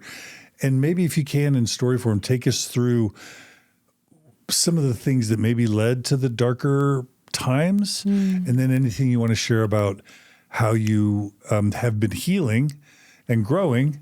And I won't say like got out of it, because they'll come back probably, right? Oh, absolutely. We're always a little bit of right? how you got depressed, if you can talk a bit about that, and then how you healed from that. Oh, yeah. Thank you. Or are healing or in process, right? And again, I know we've covered some of it, but whatever you want to share. I love the way and that was a great addition there, Margie, and the way you framed that, John. It is a journey. Sometimes we'll hear post-Mormons speak about their period of deconstruction. I went through deconstruction. I passed through this. It's like, whew, glad that's over. Yeah, at a time. And Check. Yeah, Check. Yeah, and I'm not going to speak about anybody else's journey. I can't do that. Yeah. But I got to say, my own journey, I don't even know what that means. Deconstruction, really. I mean, I know what it means, but I don't know what it means for myself. I am trying to deconstruct negative views that have been harmful to me in my life, whether it's indoctrination into some homophobic view, or whether it's, the way that I behaved as an unmanaged ADHD mind. I don't know. It's a journey. Life is a journey, and there is no arrival until we pass, right? So it's for me, at least, it's constantly trying to improve my happiness and live in the present and help others along the way. And I realized that I had suffered with depression for a very long time. It was connected with that experience with the Holy Ghost, of what I thought was the Holy Ghost, when it came back, when I thought, I'm going to prioritize other people's happiness. And all of a sudden it takes off these great feelings. And I hadn't felt that in a long time, in years. And I was able to mask that because as an ADHD person, the adrenaline of going dancing, having friends, having a good time, it was always kicking me into fun mode, for sure. But the overall experience, there weren't those feelings that I had once had, and I forgot. And I'd forgotten about them because I had not felt them really in many, many years. I don't even know how long, really. So are you saying the fun mode was sort of a self-medication, a numbing, and an avoidance? Or a distraction? It can be. It or certainly can be. Mm-hmm. Just a part of you. Yeah, no, it's part of me, but it can be as well, be used that way. And I think I certainly did. Because I realized that then I understood what depression felt like. And I realized that I'd had those feelings for many years. In fact, as I started to realize that the Book of Mormon was not an ancient text, as I started to realize really some of the what I view as harmful perspectives and teachings by contemporary church leaders, that was difficult because I loved it so much. It meant so much to me. It's everything. And so I realized I'd been depressed for a long time, and I didn't know it, and I was able to kind of mask it because I did. But then, but it was a good realization. And so I went through an experience. I had an EMDR experience. Obviously, you guys know that. I mean, you'd be better to talk about it. EMDR, it's a type of therapy that can be provided where, in essence, a therapist puts you into a hypnotic state and then has you revisit some past trauma, often what happens. And I experienced that with a therapist. And it was so incredible. It was a really profound therapeutic session for me. And tell me if I'm wrong, but it usually involves some sort of what they call bilateral stimulation. Exactly. Or either through light or through some physical object. It's left, right, right. And you're tracking it with your eyes. See, now you're putting me into it right now. And there's something about how that kind of helps. And then if you're leaning into some past traumas or difficulties while that bilateral stimulation is going on, I don't think we even fully understand why. Yeah. But there's a way to kind of lean into it and process it when it was sort of stored there. There's a way to kind of free it, maybe. That's great. So I'm glad we have a professional in the room. That's great. That was a good description. So your therapist was doing that with you? Yeah. And the therapist said, kind of described it the way you did and said, there's science to it here in these areas, and then it's just part magic. I'm like, okay, let's give it a try. And so I was put into this, in essence, a hypnotic state. And this therapist invited me to go back and visit a time when I was experiencing great pain. And for me, it was the weekend that the November policy came out, the exclusion policy. 2015. Yeah. I spent the weekend just just very, very upset. I was, and I, anyway, so I You were a went. church employee at the time? Yeah. Hmm. Okay. And she said, I want you to go back and just see yourself in that situation. And so I did, and I had my eyes closed, and all of a sudden just tears just started streaming down through my eyes, and it became very intense. And then but there was also just kind of, I don't know, a little bit healing, just kind of to revisit those feelings and understand them a little bit more. And so then after that, we spoke about that for a little bit. And then she invited me. She said, I'd like to do it one more time. But this time I would like you, to go back as you are now and comfort your past self. Mm-hmm. And she asked, are you the same person now that you were back then? I said, of course not. And she said, of course, I've changed dramatically. She said, okay, I'd like you to go back and comfort yourself in that moment. And I want you to bring somebody with you. I'd like you to bring your future self along. Picture your future self. What you want to be, what you want to grow into. I see your future self. Happy, emotional regulation, loves everyone, forgives everyone, doesn't hold grudges. Just this really older, wiser version of myself. And so in this experience, we go back and I began as myself now at this stage that I'm at, and I began to comfort myself in that moment. And I said things like, I know this is difficult. I know this is frightening. You don't know what the future holds for yourself, your family, or even for your employment. This will be difficult. But what you don't know yet is that you have children who are part of the LGBTQ community.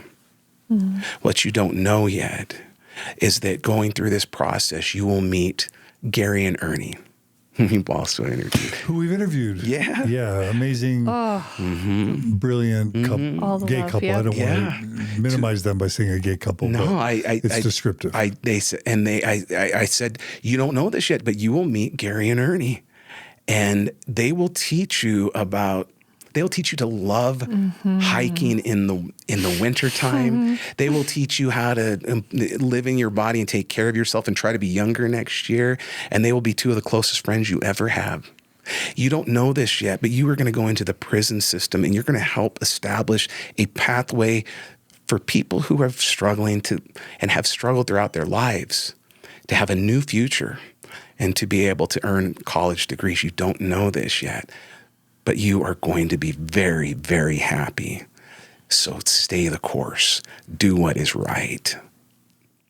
And it was a hard time because I was called into the church. I was vocal in my opposition. I was called in the church office building. I didn't know I was going to support my family. It was terribly frightening. But then my older idealized self came into the situation and said to us both, really, stay true to your heart and your convictions, and you will grow into me. And it was a really amazing experience, Margie and John. I was very grateful for that session. It was very profound and transformative. Wow.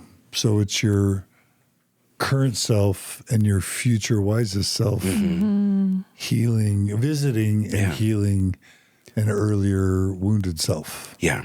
That wounded self that was looking at what I was going to do with my life because I devoted everything to biblical scholarship and church employ.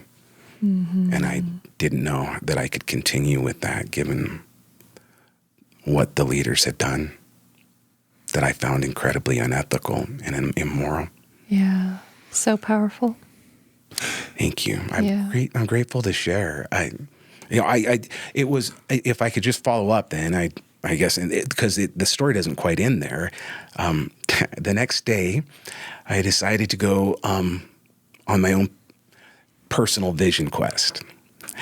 And I decided, very Old Testament-like, that I'd go by myself up a mountain and that I would tried to have this I sought out a spiritual experience. So, this is it's traditionally in indigenous cultures here in North America. Such a quest would involve seeking a totem. An anthropomorphized animal, a fox, a wolf, a bear, that would serve as the spirit guide and give them advice or counsel that would help direct them throughout their lives. I already knew who my spirit guide was. It's my future self, right? Older David, who is older, happy, wise, and loving, and forgiving, and all these attributes. And I want to go see him. I want to go talk to him up on the mountain and get some advice. So I go by myself up this mountain, and I get all the way up there, and a lot of things happened. And then I closed my eyes and I tried to visualize that future self. And in my mind, I saw my older self, and then and then my older self said to me, "Well, what do you want?" And I responded, "Well, what do you mean? What do you mean? What do I want? You are me. You know what I want. I came all the way up here and went through a lot of things to just get a little advice and counsel." And then in my mind, my older self just sat there with loving, happy eyes and smiled back at me, didn't say anything, of course. And I thought, and I'm like, okay, of course. And I thought, of course, my future self didn't say anything to me, for there is no such thing, right? It's all in my mind. And then the thought came to me, there is no such thing. So you must be that spiritual guide and future self now. It's time. Be that person today. Strive to become that. And it was so powerful, Margie and John. It sounds perhaps trivial or insignificant, but for me, it was very emotional. And to realize that that's what I should strive for. That was the message. Become that person today. And it's a journey, and I make mistakes, and I hurt people, and I'm selfish still, and I experience sadness and even feelings of depression, and all these things happen. And yet I'm grateful now that I feel I have the tools necessary to work through whatever comes along in life's journey, and to love and appreciate every moment, returning back to what I shared with that prisoner in my spirituality. Yeah, that story in some ways reminds me of the many people that we've had on who have shared psychedelic experiences where the insight sounds like something that might be on a Stuart Smalley kind of, Saturday Night Live episode. It could be easily seen as or dismissed as trite, but to the people experience it, I think it's because they feel it. They don't just think it, but they are able to have an experience where they feel something deeply, and that makes the feelings make all the difference. Is that kind of how it was for you? Yeah, I love that you brought that up. I mean, indigenous peoples around the globe have historically used all sorts of substances to obtain a state of enlightenment or, spiritual ecstasy, mescaline, psilocybin, lots of different things. I'm excited. Peyote, ayahuasca. Yeah. Yep. I'm excited that I think we should take advantage of everything that this earth provides, every herb of the field, if you will, right? That can Mormon buzzwords for the non-Mormons. Herb of the field. That can help us live more comfortably and to have better experiences while we're here. So I'm excited that it seems to be that there will be greater opportunities to incorporate some of these things into modern medicine to help with relationships and overcoming trauma, PTSD. I think those things have been shown to be quite effective, and I'm excited for that to happen for sure. I received notice this week that a piece of legislation has passed the Utah legislative process that is awaiting Governor Cox's signature, where psilocybin or magic mushrooms and MDMA which some people associate with Molly. But these two psychedelic drugs are, if my intelligence is correct, my information source, they're set to be legalized under medical supervision in the state of Utah, which I did not expect that happening in 2024. If it happens, it could be scuttled, but well, yeah. Hopefully. The research is growing for sure. I hope for psilocybin and MDMA, Oh yeah. yeah. Well, I hope Governor Cox signs that. He's signed some bills this session that I would strongly disagree with and been very painful. So Right. Be nice to have something good go through like that, because I certainly believe I've read and studied quite a bit on these topics and now, and both in the context of religious experience and in therapy, and many people experience great transformation and rebuild relationships and marriages through MDMA, which is Molly. That's the same thing. MDMA is different than ecstasy. That's the difference. Ecstasy is, the club drug that is typically used where they will add an amphetamine of some sort as a stimulant, whereas the MDMA, or Molly as it's known, is often used for couples therapies, and it can produce great feelings of love and affection and overcome challenges and problems, is what I've read. I would hope that he would sign that, and that people can take full advantage of that in a safe and healthy way. That's lovely. I hope sign it. Do something good for us, Governor Cox. Dave, I want to share something, just a personal reflection and observation with you. Whatever I have or haven't been able to do in this world, one thing I have done is I've observed tens of thousands of people's faith journeys. And it's always very hard. LGBT people will say, coming out as gay to my parents was nothing compared to coming out as a non-believing Mormon to my parents. You know what I mean? Like, it obviously is associated with depression, anxiety, divorce, suicidality. Like, obviously, Mormon story stands on the idea that a religious faith crisis, and specifically a Mormon faith crisis or a faith crisis within a high-demand religion context, is severe and sometimes deadly, like serious. When I was watching you go through it, I felt, I don't want to say an impression like it's the Holy Ghost or something, but like with my experience, I felt like, because I knew you before. Yeah. I had exchanges with you while you were still a believer. And then I was able to have maybe a little bit of visibility into that transition. And then I was there when you really hit it hard.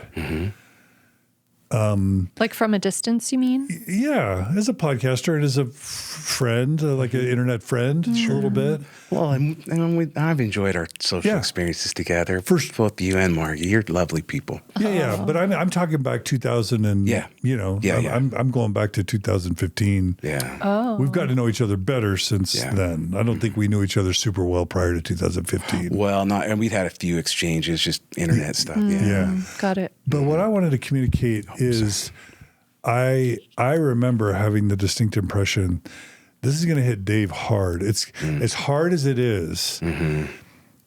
People don't understand. Mormons can't understand the severity, then kind of the next level experience of someone who like in their college years realized that they wanted to become a deep scholar in religious studies. Orients their entire graduate and then postgraduate profession on becoming a deep religious scholar in the context of Mormonism, commits not only their family's livelihood, their health insurance, their salaries, their retirement, their pensions, but their entire lives predicated on the idea that the Mormon Church is exactly what it claims to be. Then you're going to become not just an employee, but like a teacher and an advocate, and in some sense, I don't want to say apologist, but a missionary for promoting the welfare of the church and its teachings and its doctrines and its principles and its practices, bringing up young minds, training young minds into this ideology.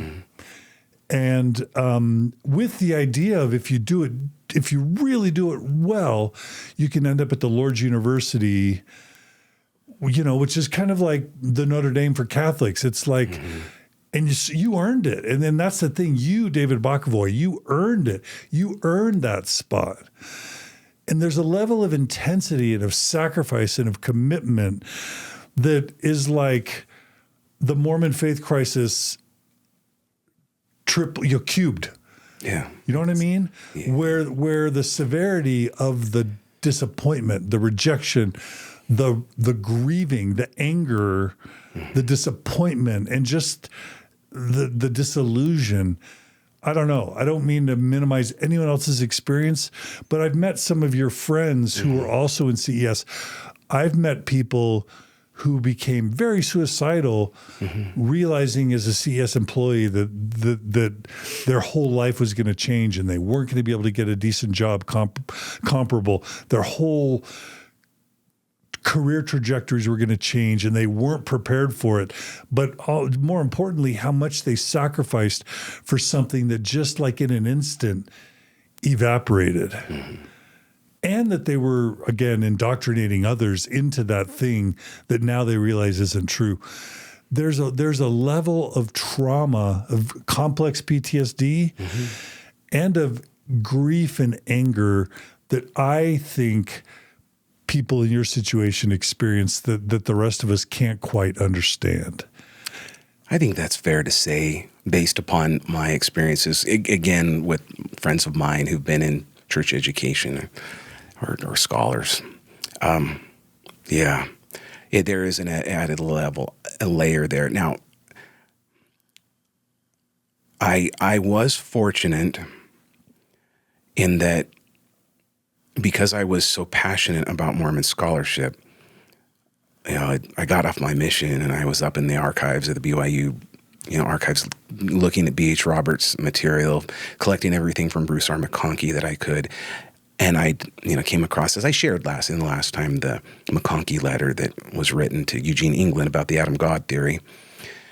I realized at that point that I was so passionate about this. I wanted to learn everything that I could about it, and that it meant everything to me, but that I would have to shift my paradigm to accommodate new information and still make the church be true. And so that's what I did from 1990 till whenever. And so my journey was always one where learning a little bit more, and then shifting and becoming more progressive, more liberal, more open-minded on things. And so once it was more gradual. It was a longer experience than most people have. And so it makes it different in that sense, I think, as opposed to somebody who just kind of feels like the wool was, or carpet taking or wool covered their eyes, whatever the metaphor is. So it was a little bit different in that. But you also bring up a good point in your question that how does one then look back upon all those years of teaching and indoctrination of others? And I wouldn't, it's difficult, but at the same time, what I realized is that I was teaching my own religion. I was using Mormonism to teach my own religion. It was a springboard to what I truly believe in. And so all of those lessons, all of those things that I was teaching students to think critically, to be open to scholarship and different perspectives, to question and to use that as part of their spirituality, to focus on loving others and service and kindness, and then I really articulated Mormonism that way as a springboard that they should use to get to a place of happiness and joy and love. And so it was my own religion. And what happened that was difficult is I realized that my religion was incompatible with the leadership of the church. And so it's not as difficult as it might seem, I guess, because of the extended nature of my faith crisis or whatever it will be that took years and years and years and years.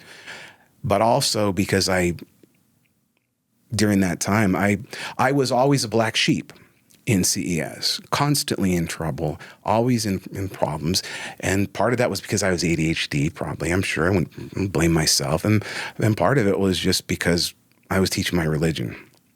Mm-hmm. And my religion would not always accord with institutional Mormonism. In fact, it doesn't accord with it at all. And it just took an experience like that for me to realize that I needed to disengage. And unfortunately, John, from my and Margie, sorry, okay. I need to clarify this. I'm looking at John, Margie and John, and what I learned was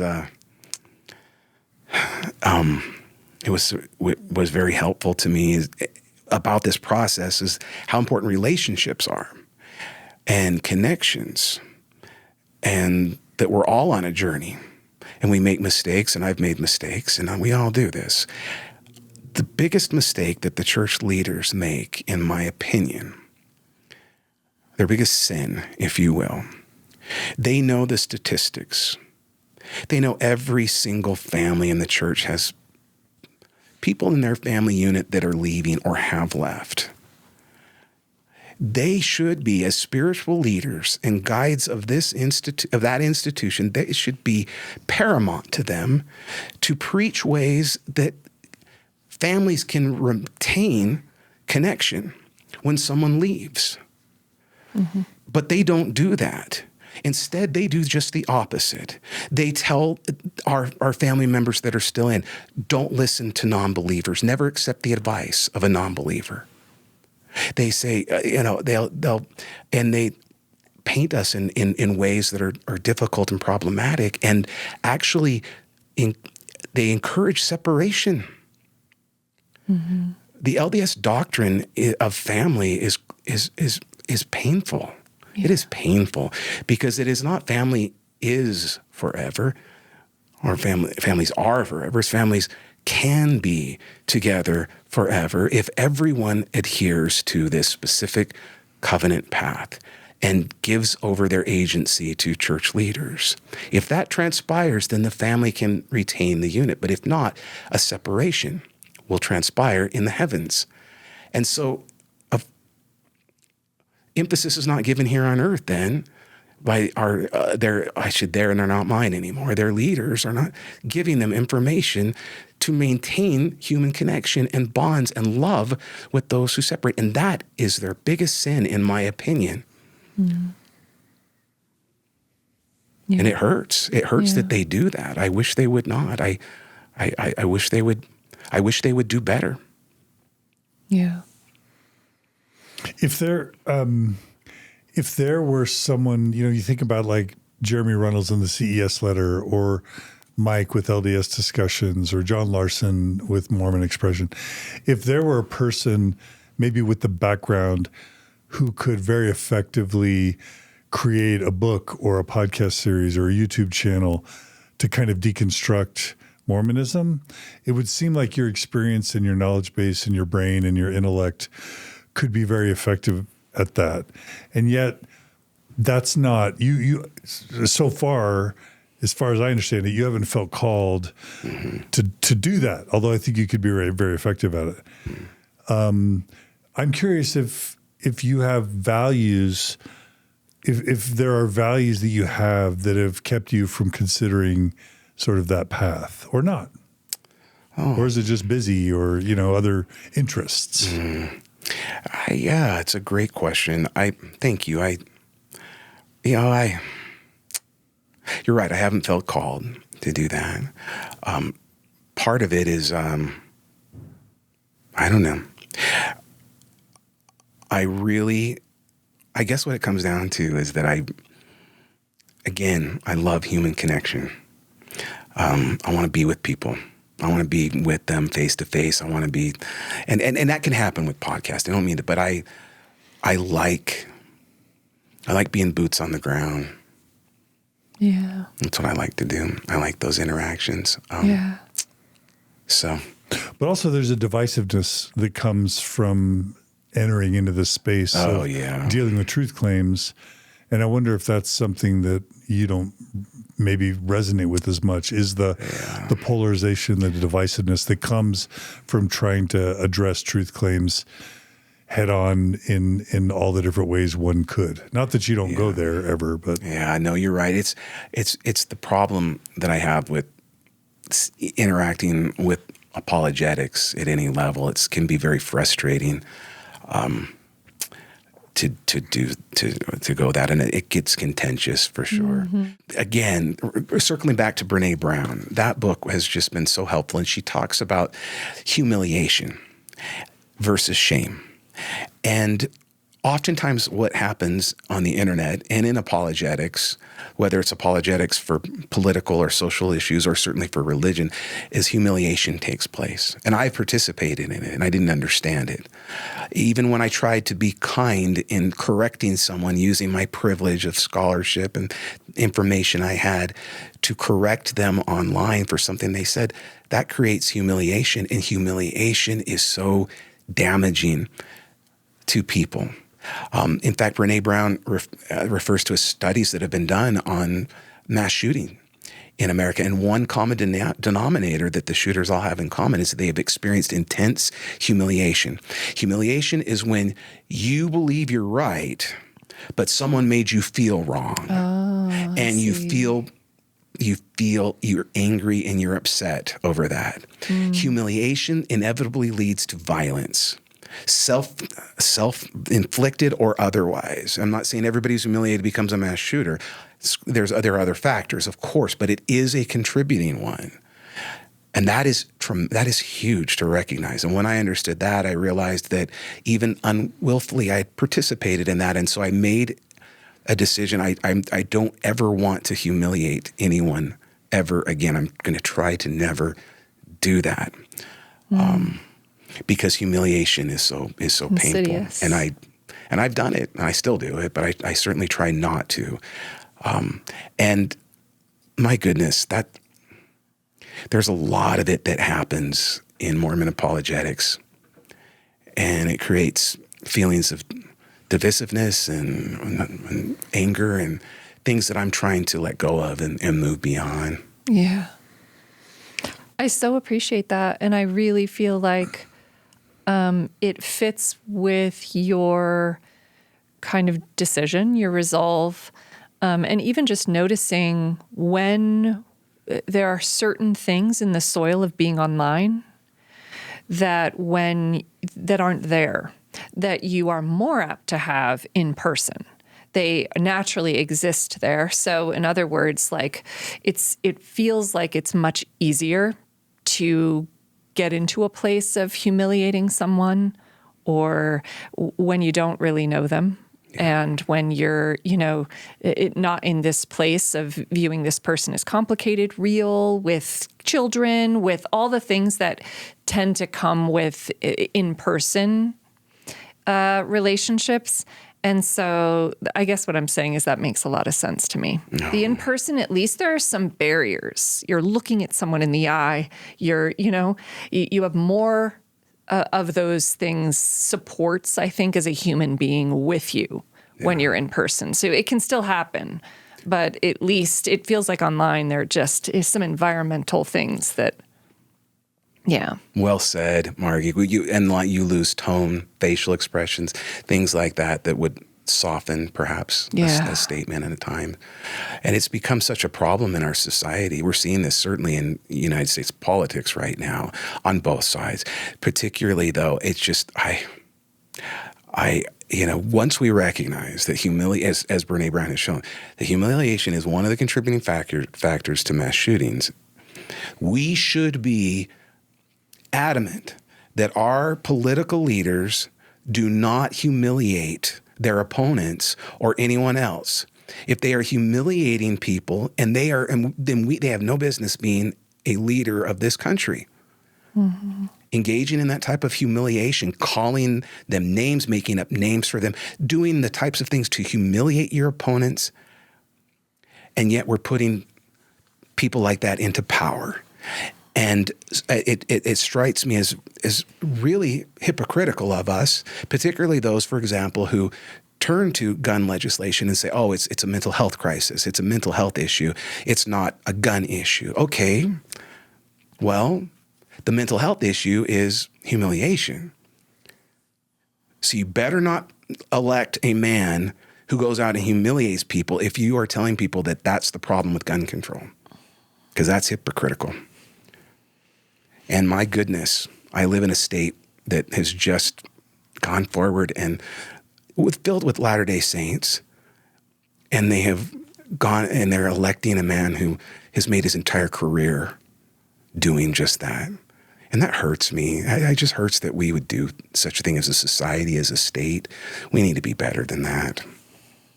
And I want to be better.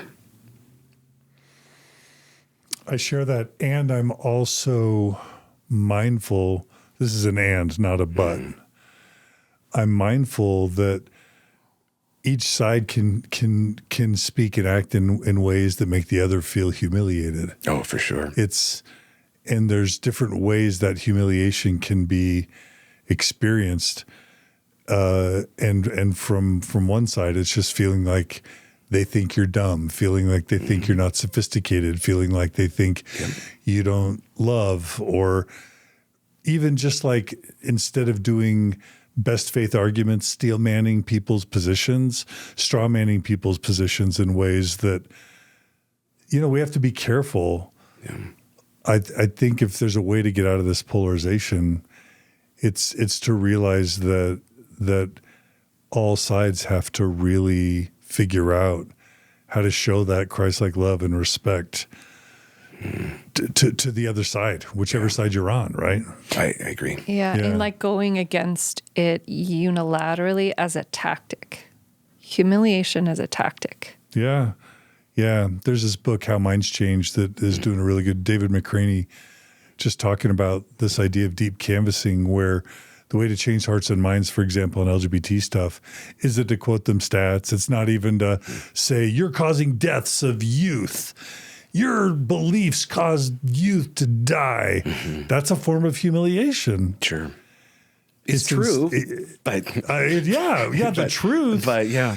Whether you quote global warming stats or gun control stats or abortion stats or whatever. On like ancient texts, it's true.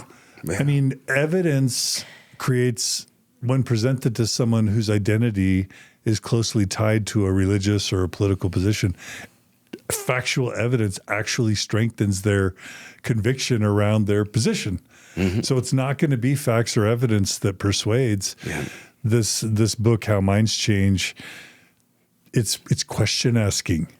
Yeah. It's sort of the street epistemology that that we've covered here on Mormon Stories. It's asking people questions, showing them love, making them feel safe, having dialogue, and then asking them questions. And through that Socratic dialogue, having them do their own work of processing the foundations of and implications of their positions and their decisions. But nobody can be pushed into changing their mind. That's a journey they've got to go on with a loving, inquisitive guide. Yeah. And that's like, I don't know if there's harder work. Yeah. I agree with you. Absolutely. It's tricky. And is that built upon also kind of the work of Jonathan Haidt, where it's more emotion? It's informative. It's more emotion-based as opposed facts or cognitive brain-based. Yeah, for sure. That informs that changes people. And I'm reminded of that most. I had a conversation with you, Dave, where I was noting that ex-Mormons sometimes are angriest at progressive Mormons. It's weird because you think we would all be angry at the Orthodox, but sometimes ex-Mormons are particularly angry at like the Richard Bushmans or the Terrell Givens of the world or the Patrick Masons, because it's like they should know better and they're somehow deceitful or lying or misleading or doing more harm. I remember a conversation with you because you were friends with Terrell Givens.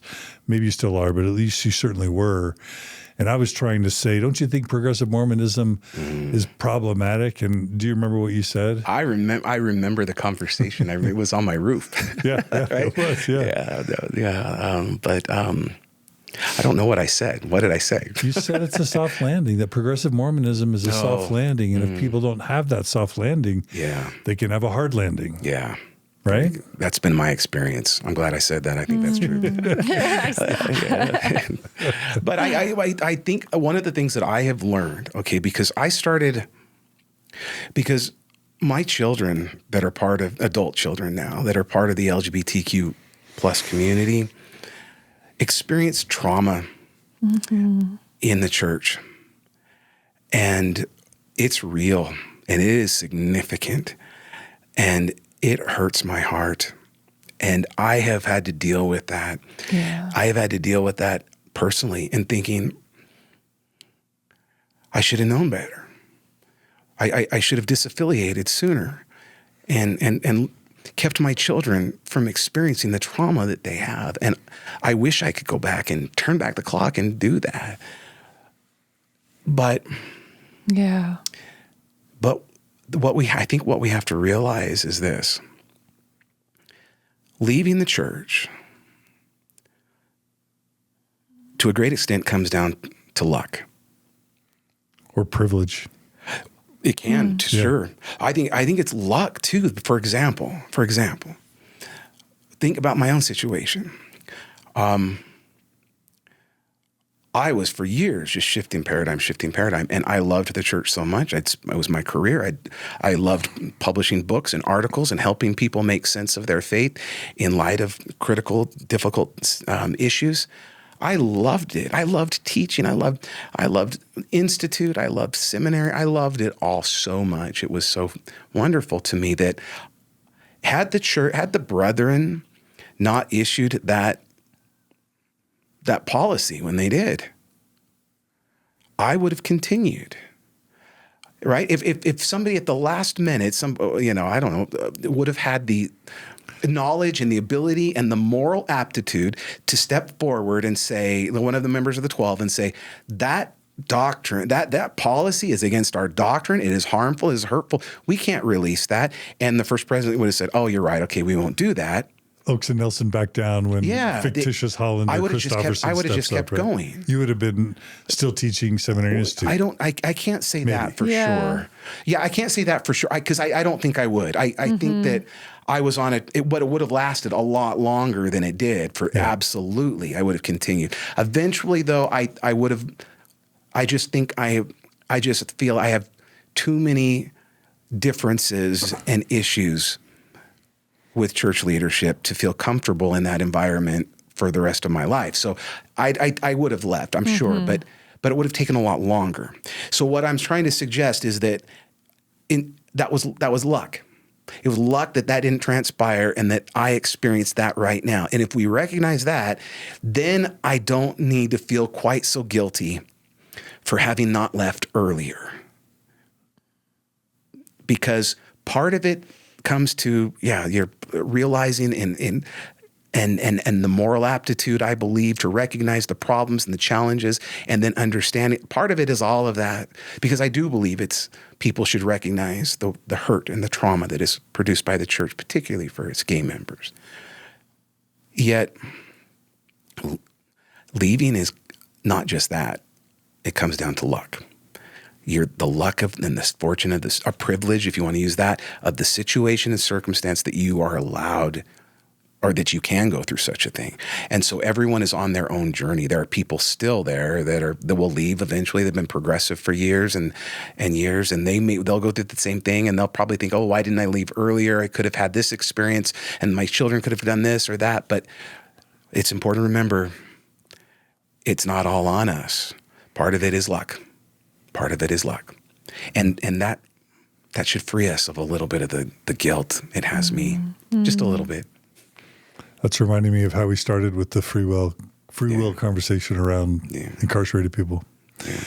Really quickly, there are a few slides that we put together. And oh, cool, yeah. We're going to maybe jump out of order a tiny bit and come back. But let's start, we'll come back to the prison stuff, but let's start with this photo that you wanted to show that represents kind of your journey around fitness. Yeah, thank you. Is that all right? Yeah, sure. All right, so I'm going to show, tell us, I'm putting this video up now. Those of you who are listening audio only, you'll want to come to, I don't know, a couple, 2 hours into this interview and on YouTube and look at this photo. But Dave, can you describe for the viewing audience what this photo, these two photos are? I did want to share. And why you wanted to share it. I did want to share. I don't know that, and then, showing myself at different stages to 60,000 listeners or whatever you got. How many do you have? You got a lot. So the photo on the left, describe it to the listening audience. So the photo on the left is me, right? That's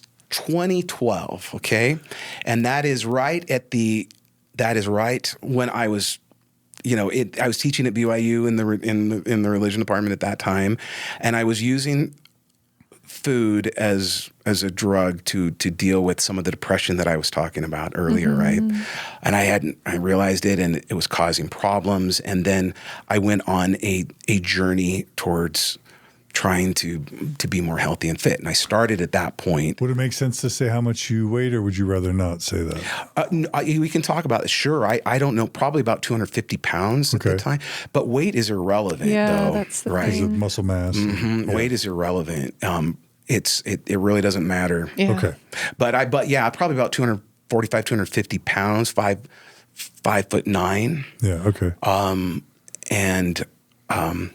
So what I realized, okay, I got to make some changes. And so I started to make some changes. I started to exercise and eat differently. And it was a fun, wonderful journey. But then I have a friend named James, and he's a fantastic yoga instructor. This was years ago. And I was talking to James, and I said, James, I feel like I need more flexibility in my life. If I started practicing yoga regularly with you, how long would it take me before I really started to feel the difference in flexibility? And he said, oh, David, that is the wrong question to ask. Yoga is not about becoming, it's about experiencing your body in the here and now. And I don't know, it struck me, and that changed. I stopped caring about trying to reach a weight or be a specific weight or to look even a specific way. Yep. I instead, when my mind shifted towards, okay, I have this body, it is a vessel for my consciousness, it's the one that I get, I want every day to feel as healthy and as happy as I possibly can in my mind and in my body. I'm going to focus on going and exercising and feeling and concentrating on what it feels like to sweat, what it feels like to lose your breath because your heart is racing, and feel those things of the body and appreciate those sensations and to experience life to the fullness. So that's why I feel passionate about sharing it, because you can look at the different pictures and So describe the right. So the right is me now. and so there's me now. And I just took a picture of that. And I'm like, okay, this is the journey. And even though I'm saying it doesn't matter, I wanted to show visually, I guess, what that was like. So me on the left, you can see that I'm dealing with the depression. I'm dealing with the challenges at BYU. I'm dealing with the problems that I see with Mormonism and feeling discontent, all these problems. And then now me today, I'm a totally different person, physically, emotionally, and I don't know.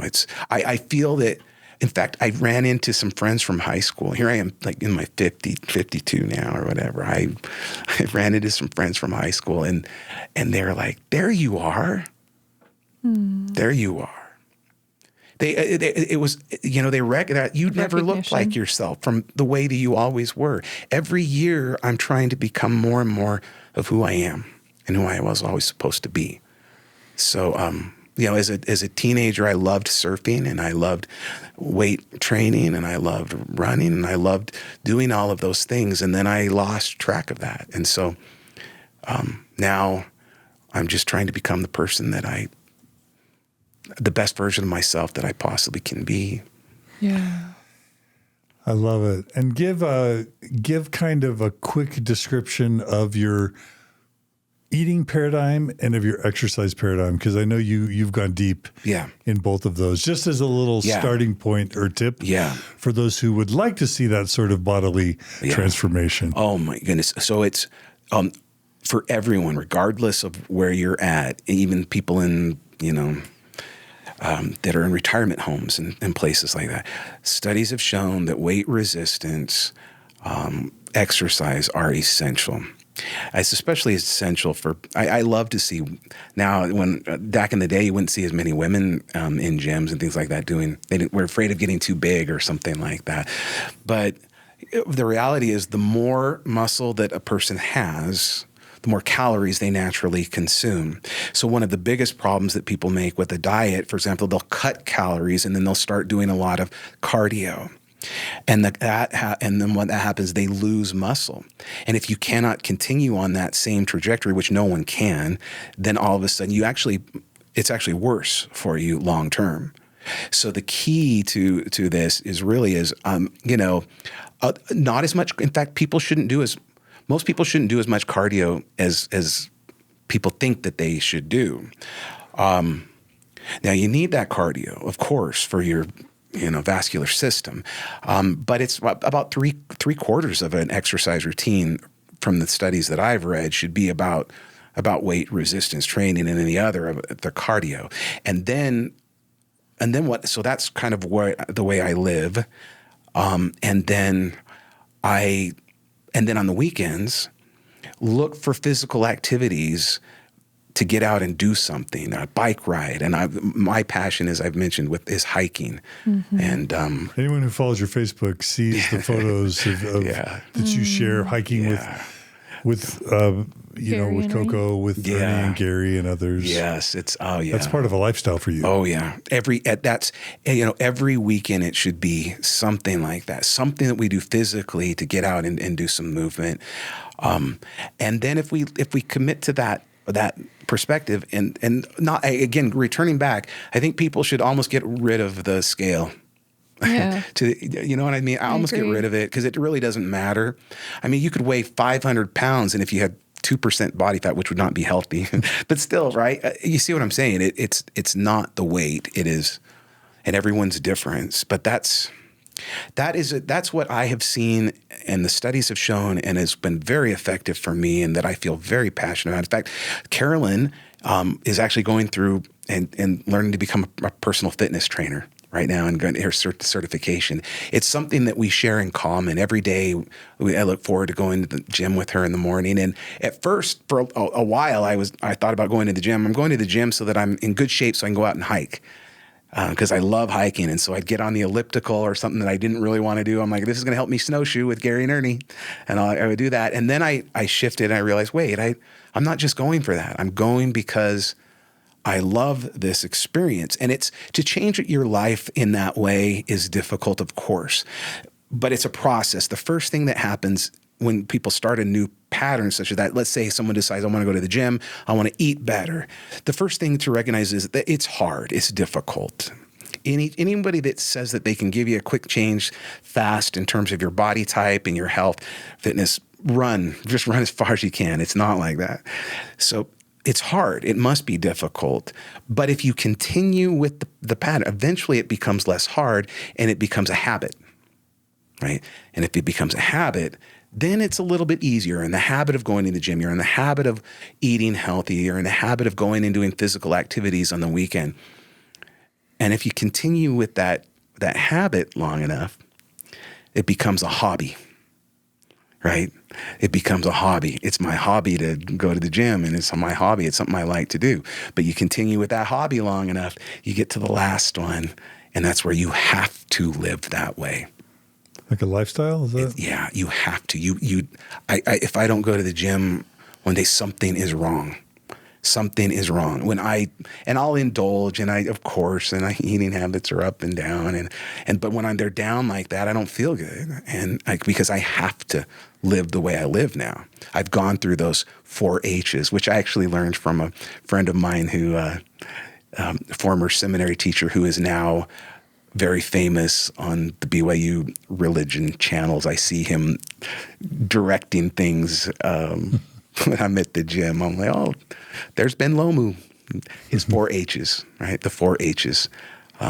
It goes from it's hard, hobby. Hard, and then habit, then the hobby, and then you have to do it. And then once you get to that, you've changed your life. Nice. And you mentioned changing eating habits. Mm-hmm. Has changing your eating habits been an important part of this transformation? Absolutely, for sure. Yeah, in fact, and I'm so grateful for my life companion, Carolyn. Again, I return to her. She has really taught me a lot about nutrition and has helped me to realize that food is medicine. Food is medicine. And that may seem like an overreach, but it is not. It affects us and our emotional state, our hormone levels, everything. And is protein and veggies, is that a way to simplify the transformation, or is it way more complex than that? Sure. Yeah, we want to reduce those complex carbs. We want to eat good carbs like the vegetables, and certainly protein, particularly because we should be trying to put on some muscle mass. Yeah.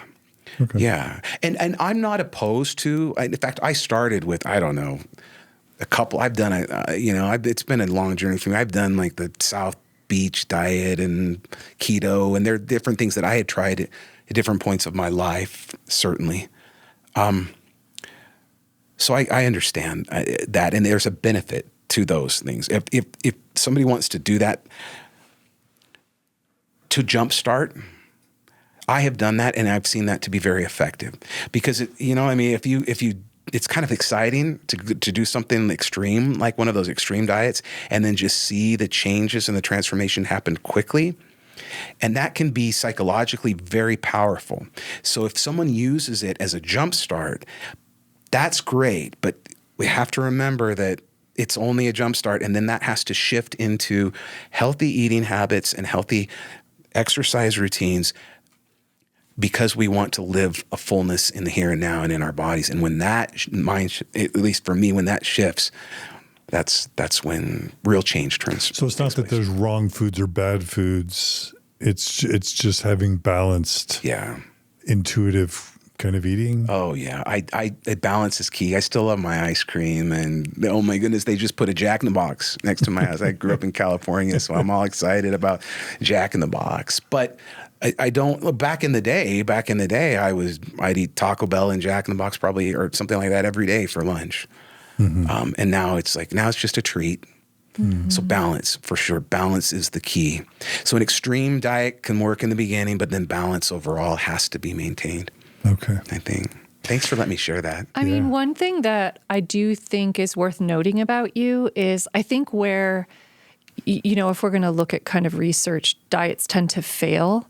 And sometimes I think part of the reasoning of that is kind of where we come from. If we come from, again, this place of kind of shame around our bodies, or being really critical or very perfectionistic, right? Which diets can kind of take that a little bit and run with it. It's like a very different experience from what I'm feeling as you're describing it, which is like very much around nourishing, so a lot of like like connecting with yourself. I deserve, like what you deserve, feeling inspired to kind of towards some of these things.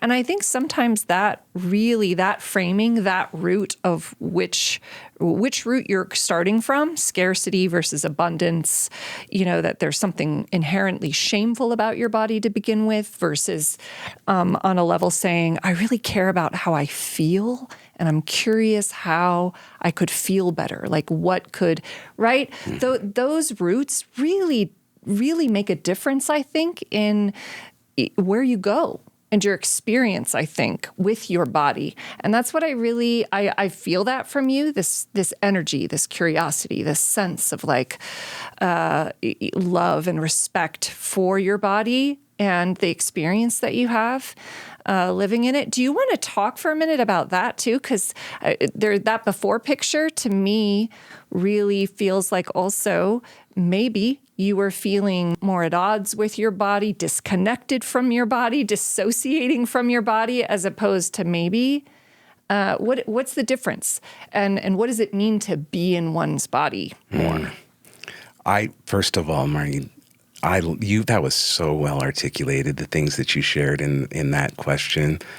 And I loved your perspective talking about how a lot of it is connected with shame. That is true. Men experience that, but our society sets it up for women to experience it at body shame, particularly at such a deep level, is so tragic. It's frustrating to me, particularly, being a woman is hazardous to one's health. The studies have shown the medical attention, the lack of medical research and attention that has gone into women's health as women go through the transitions of life of perimenopause and then menopause. These are difficult stages and transitions that all women pass through, and yet we don't talk about these things. And it's frustrating to me in so many levels to see how that specifically affects women, and the way the sensitivity and the words that you expressed there were very important. Thank you. You're right. What it was for me, at least, is that picture on the left. I was only in my mind.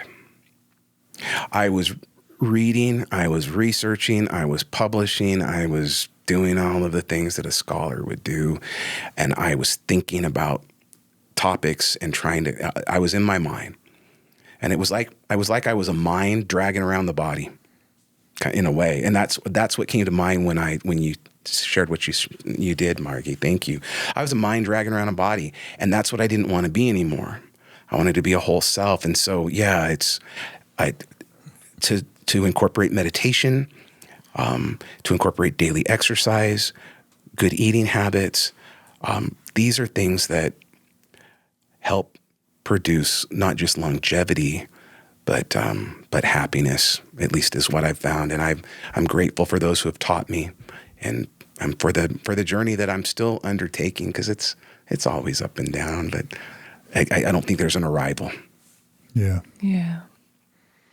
Thanks for sharing that with us. And it's fun because there's this idea that, you can't show that before and after because people are going to think you're being prideful, that you're boasting or showing off. Mm. But the truth is we can learn from and get inspired by people that figure stuff out.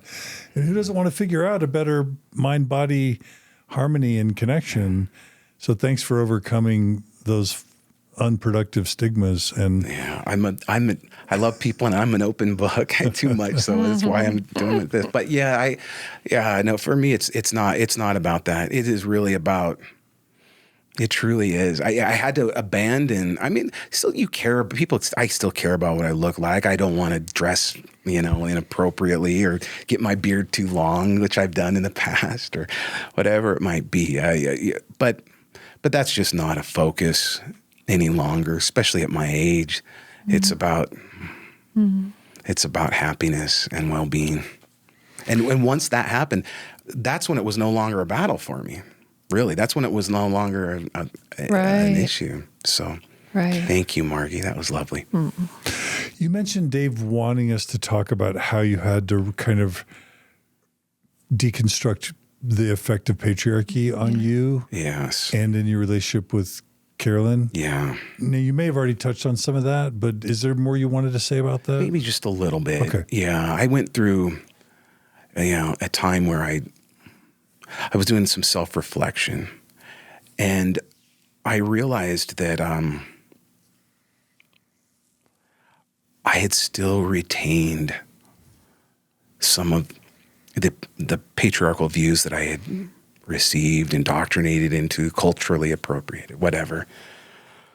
And I thought, and it was very painful for me when I realized that, because even as a Latter-day Saint, I identified as a Mormon male feminist. I was sensitive. I felt sensitive to these topics and issues for most of my life, and yet,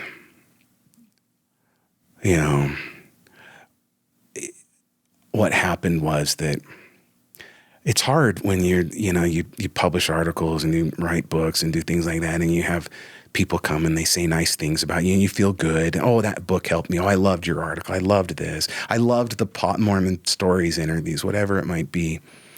On the one hand, it feels good. On the other hand, it feels very uncomfortable to me. And one of the reasons why is because I crave connection. And so it's not it's not, oh, look at me, or I did this, or I did that. This is me. This is my journey. This is what I've experienced. I want to share it with you, and then I want to learn from you, and I want to connect with you.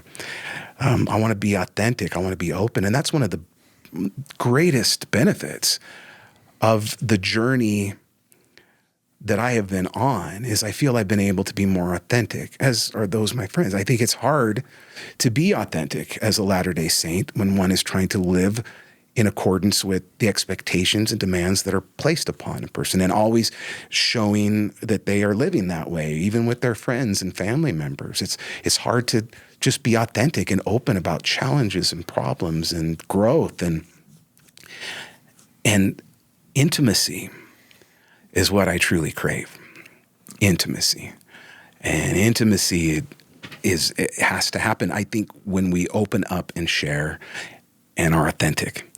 And that's one of the most beautiful things that happens in leaving a high-demand religion, is an ability to be authentic and to be yourself, and accept others for who they are. And then just learn to love the diversity and make everyone your tribe. It's a beautiful journey. And do you get a sense that maybe patriarchy, as it's expressed in Mormonism, it can be a burden to intimacy between spouses, let's say, yes. or others? Absolutely. I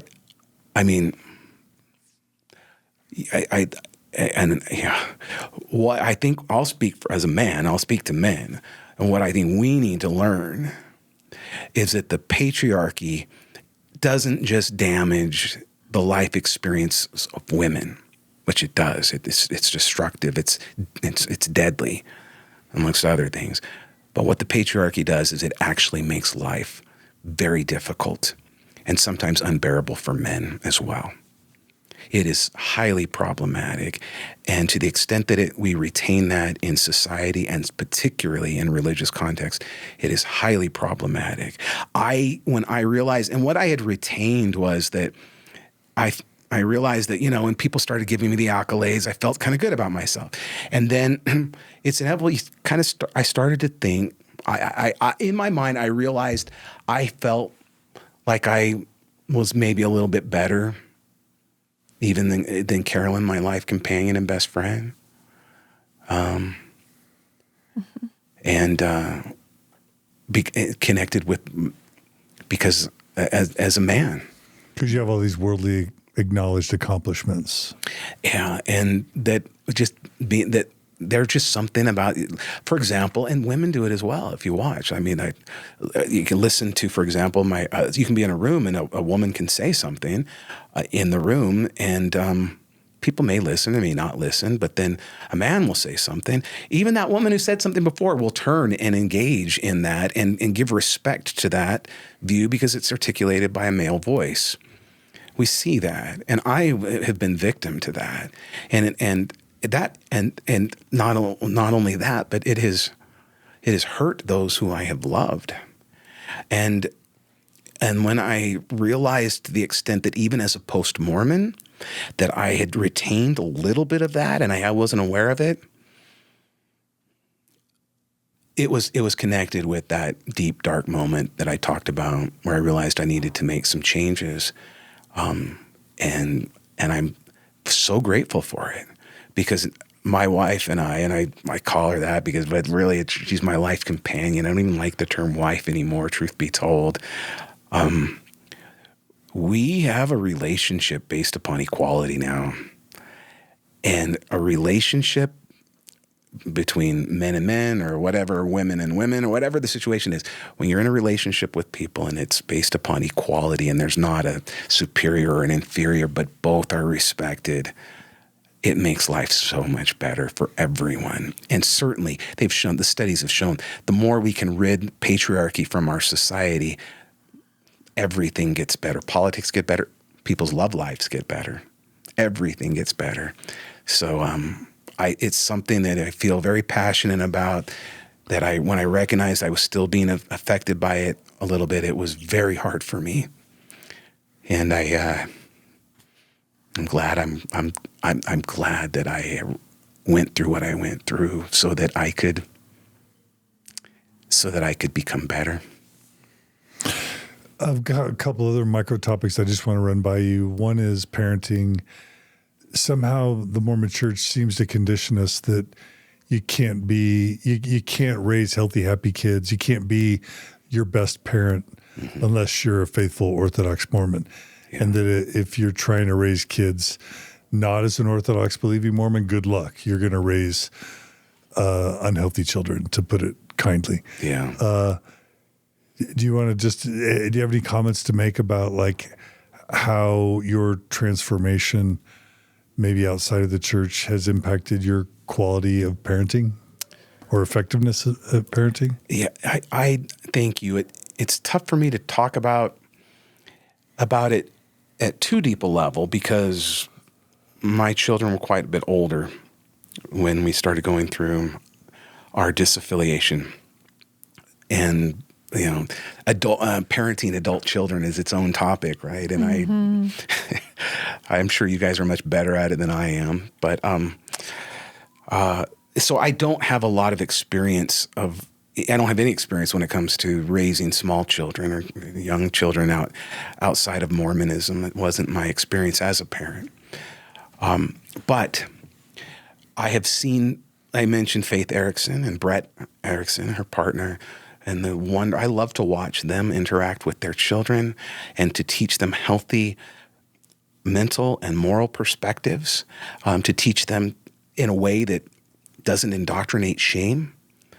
Unfortunately, sexual purity and modesty, it inevitably produces shame, and shame is very damaging to people's psychological health. So there are ways that I've seen it accomplished very effectively, and I celebrate that. And I think what happens is that, those parents that succeed at it realize that their children still need a community. And they still need to find opportunities to socially engage and interact with others, and to do that, and then to have open conversations and with children as well, and ask them how they feel. Do you think that's wrong, or is that right, or is this? What do you think about this? And then treating them. I've watched Carolyn, my partner, do that a lot. She does that with our grandchildren as well, and it's just incredible to see that happen. Our grandchildren are in a family. My daughter is very active, eldest daughter, LDS, and it's so those interactions can be difficult and challenging, of course, for families, as we've discussed already. But we have such a love for our daughter, and it's so reciprocated, and for our grandchildren. In fact, just got back last week from taking care of them for 10 days. I had experience with my grandson because he's getting a little older now, and he said, "Grandpa, why don't you go to church?" And I said, "Oh, I do go to church." He said, "You do?" I said, "Yes, Grandma and I always go to church. We go to church every weekend in the mountains." The mountain That's church. right. And that was enough for him to. It made sense to him, I guess, at some level. He didn't ask anything after. So, yeah, I love it. Do you have, one of the places people can maybe get themselves into trouble a little bit is with alcohol or substances or even certain types of sexual exploration. And I have no idea what you have or haven't even thought of in that regard. Do you have advice, particularly around substances, that you would want to share to help people navigate what can be tricky? Sure. I think especially leaving the church is as painful as it is, and disassociating with Mormonism, the shame that families and friends can put upon you for that. It's so hard. And then it can be difficult for people to control substances. They can start to rely upon them as a crutch. I mentioned that I did that for 3 nights straight. In a difficult time. My advice is balance. It's the same as everything. I still love to drink a beer once in a while, and I still enjoy a good whiskey. These are things that are really wonderful to experience, and that can help create friendships and bonds, and help relax and have some of the greatest experiences people can have, dancing and having a good time. And they can also lead to damaging relationships and even incarceration. So the key is balance. It's always balance. And when we find ourselves out of balance, it's time to then reassess and reevaluate and to move forward. But I do not think that Latter-day Saints post-Mormon should fear such substances. Now, there are some. I know, John, that you don't drink, and I respect that. I understand alcoholism in people's families and things. And ADHD people like myself have a propensity towards addictive behaviors. It's something I have to watch. And I've talked about having problems with eating and things like that. It happens. I think the important thing is to never be too hard on ourselves as well, and realize that it's a journey, and it's always okay to make a mistake, and then to reassess and go forward. And I guess that's my advice is not to be afraid, but I'm not encouraging anybody to do anything they don't want to do. But still, if that's something that people feel they want to experience in life, balance is the key. Thank you for sharing that. We have a couple of slides we wanted to make sure and talk about. One, I'll just go ahead and refer back to a couple slides on your work at the prison, and then a video. I think it would be nice to kind of just share some of that, just to give people a sense for your work. Sure. And then we'll talk a little bit about your kind of bridge building scholarship that will be a good segue to our next episode. Oh, great. Yeah. But I'll turn your attention to the slides. Do you want to talk just a little bit about? And you have to look at that, but also talk into the mic, so it's tricky. Oh, yeah. This first slide then is an op-ed piece that I published on the importance of providing education in the prison environment and how transformative it is. Talked about how it's a no-brainer that we should facilitate such opportunities. The recidivism rate, meaning those who return to prison, drops dramatically if one receives an opportunity to receive education. For someone who earns a degree in higher education while they're incarcerated, about 60% or so of them will never return to prison. The studies have shown that, therefore, we can either, as a society, invest $1 in education or 6 to reincarcerate. That's what it comes down to. So not only by providing opportunities of growth and higher education in these environments, are we saving money? But of course, much more importantly, we're making society safer and giving people opportunities to have that. This was actually done intentionally in the Deseret News, because they had run a piece before that I felt was very concerning. It wasn't their fault. It was an AP article, but the headline was just so inflammatory, intentionally so, and it said something along the lines of government to provide free education to prisoners, free college to prisoners. Right. And that is not what transpired or is taking place. What has happened is that the Clinton administration in 1995 took away the opportunity for incarcerated students to access Pell. It's part of the Tough on Crime package, and it proved disastrous for this country. And so, fortunately, again, at the end of the Trump administration, Congress voted to restore Pell.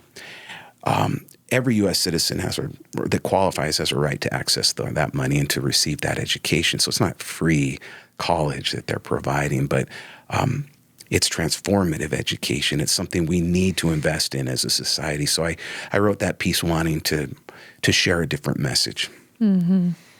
Beautiful. Yeah. Okay. Yeah, that's so important and it's so inspiring. And we'll show a video about that in just a second. Talk about this second, the second article real quick. Oh, or maybe we don't need to talk about it. Oh, I think that was the one I was discussing. Did I look at the wrong slide then? This is the previous one. Oh, I wasn't. Okay. I'm sorry. No, it's good. Okay, I was talking about the other one, which is the op-ed piece that we just looked at. Oh, no. Sorry about that. No, it's Okay. I'm making you crane your neck, so it's all right.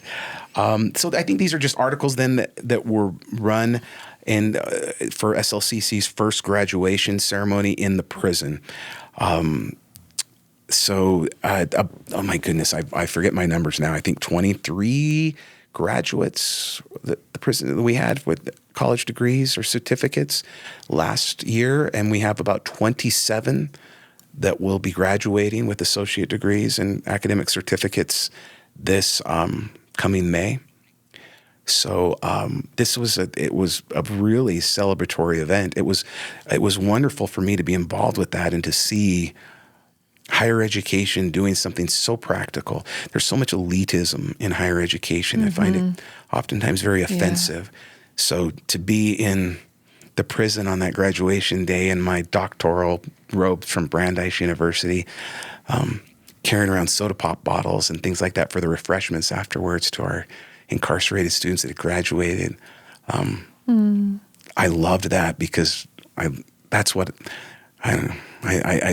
higher education, and it's powerful when it does those sorts of things. Should we play that clip? Yeah, let's do that. Sure. All right. This is just a news. Do you want to set it up? Do you want to? Well, I think this is just a news clip about that graduation ceremony. And again, I just want to emphasize that I'm sharing this as an individual, but not as a representative of SLIC. All right. Let's roll the tape. New this morning, Salt Lake Community College held its first graduation ceremony in the history of the Utah Department of Corrections. Scott McCain joins us live with what it took for these students to get here. Good morning, Scott. It's a big deal.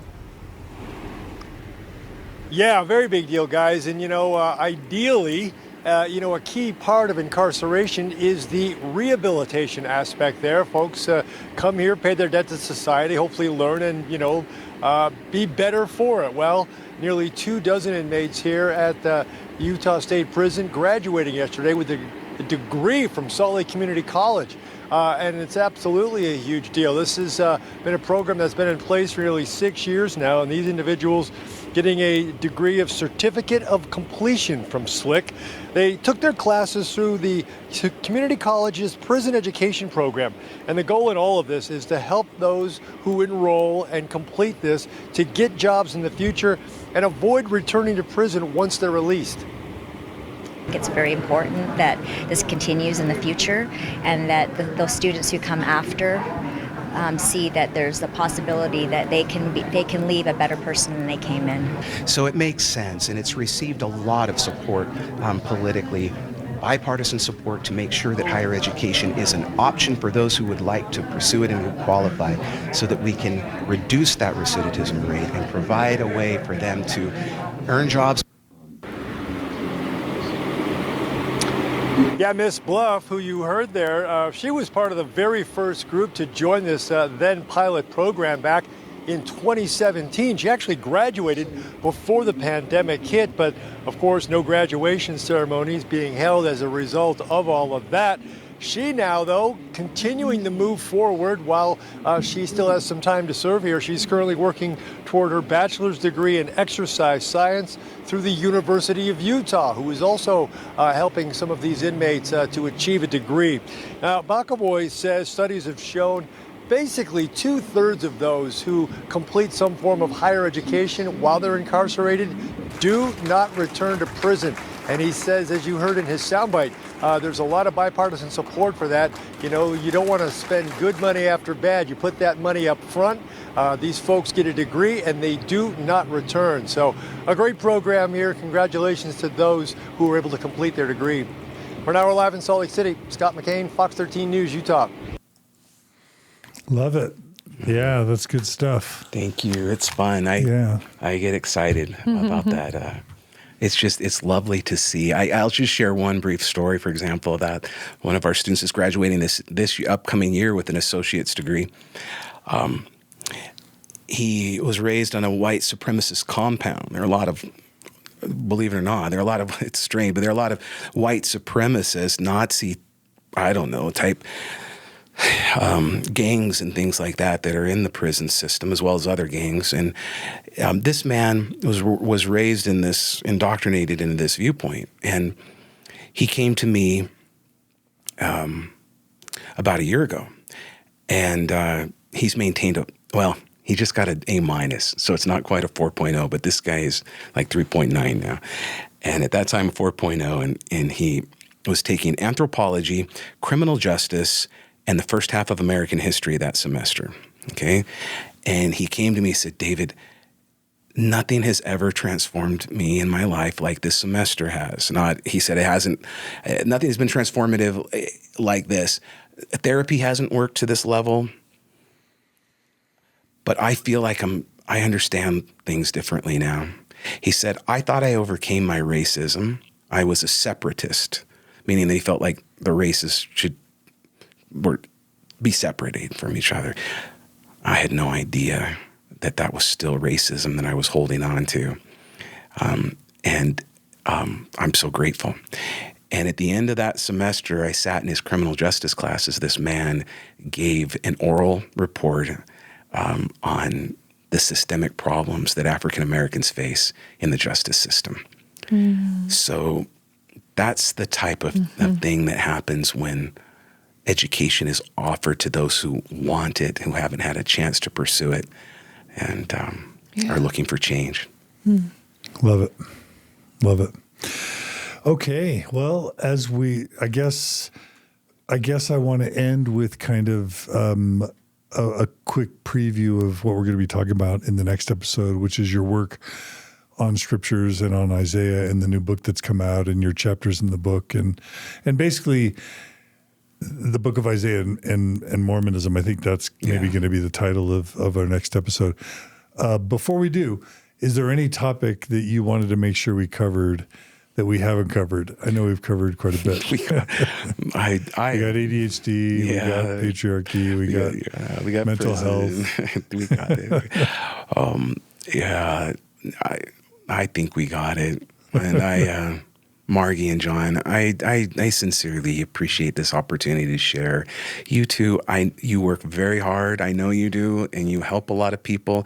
And sometimes mistakes are made, and people get angry and frustrated, and you get a lot of things that you thrown your way that you do not deserve as well as part of this journey. And I just wanted to say that you're loved and appreciated, and I'm very grateful for this chance to share. I do not have all the answers. I don't want to sit up here and say, oh, okay, I became fit and I did this and I did that. It's not it at all. You're enlightened now. And not at all. I'm still growing and learning, but I've learned some things that have helped me, and I'm grateful for a chance to share with this podcast. So thank you both. Yeah. No, our pleasure. Yes. Now, were you going to say something, Margie? Just that how much I appreciate you connecting with us the way you have, at the level you have. Yeah. Well, thanks. Well, we've got these clips. We've got this Christofferson clip and these last two slides. Do you want to show the Christofferson clip really quick?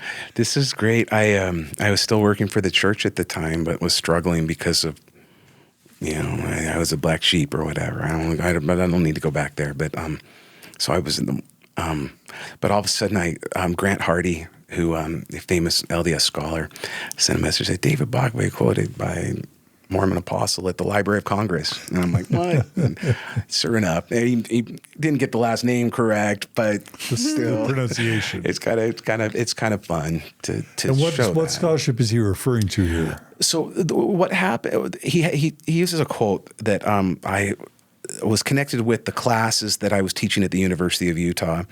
A lot of attention nationally was given to those classes because at that time, a semester had not been devoted in an academic environment to teaching the Book of Mormon outside of a, religious environment. And so apparently grabbed onto one of those. Is this the? So I'm just going to show it. Is this the flyer for the this class? Is the class. This is the CLCS 4900. Yeah, that's a University of Utah class. Yeah, it was. So you were teaching Book of Mormon at a state school. Yes, 2 that's kind of cool. It was great, and it was. I guess it would be academically legit, right? Oh yeah. It was. Yeah, it was an elective credit. It was a great experience. I enjoyed it very much. What was it basically about? Talking about the literary qualities and things like that the Book of Mormon possesses. Grant Hardy loves that stuff. Yeah, I talked about I talked about some of the connections because it's drawing upon biblical text and biblical ideas. I would show the connections with that from a literary perspective, and then I would talk about how it also can be seen in its 19th century context as a literary work. It was a great experience. It was a lot of fun. I enjoyed that one. It was more popular than my Sex in the Bible course at the U. I don't know why. Song of Solomon. So. All right, well, let's just for fun, we'll play Christofferson giving David Bokovoy, something like however that. he pronounces it, giving you a shout out. All right, let's roll the tape. Let's see here. Okay, here we go. Book of Mormon by both LDS and non-LDS scholars have been published in recent years.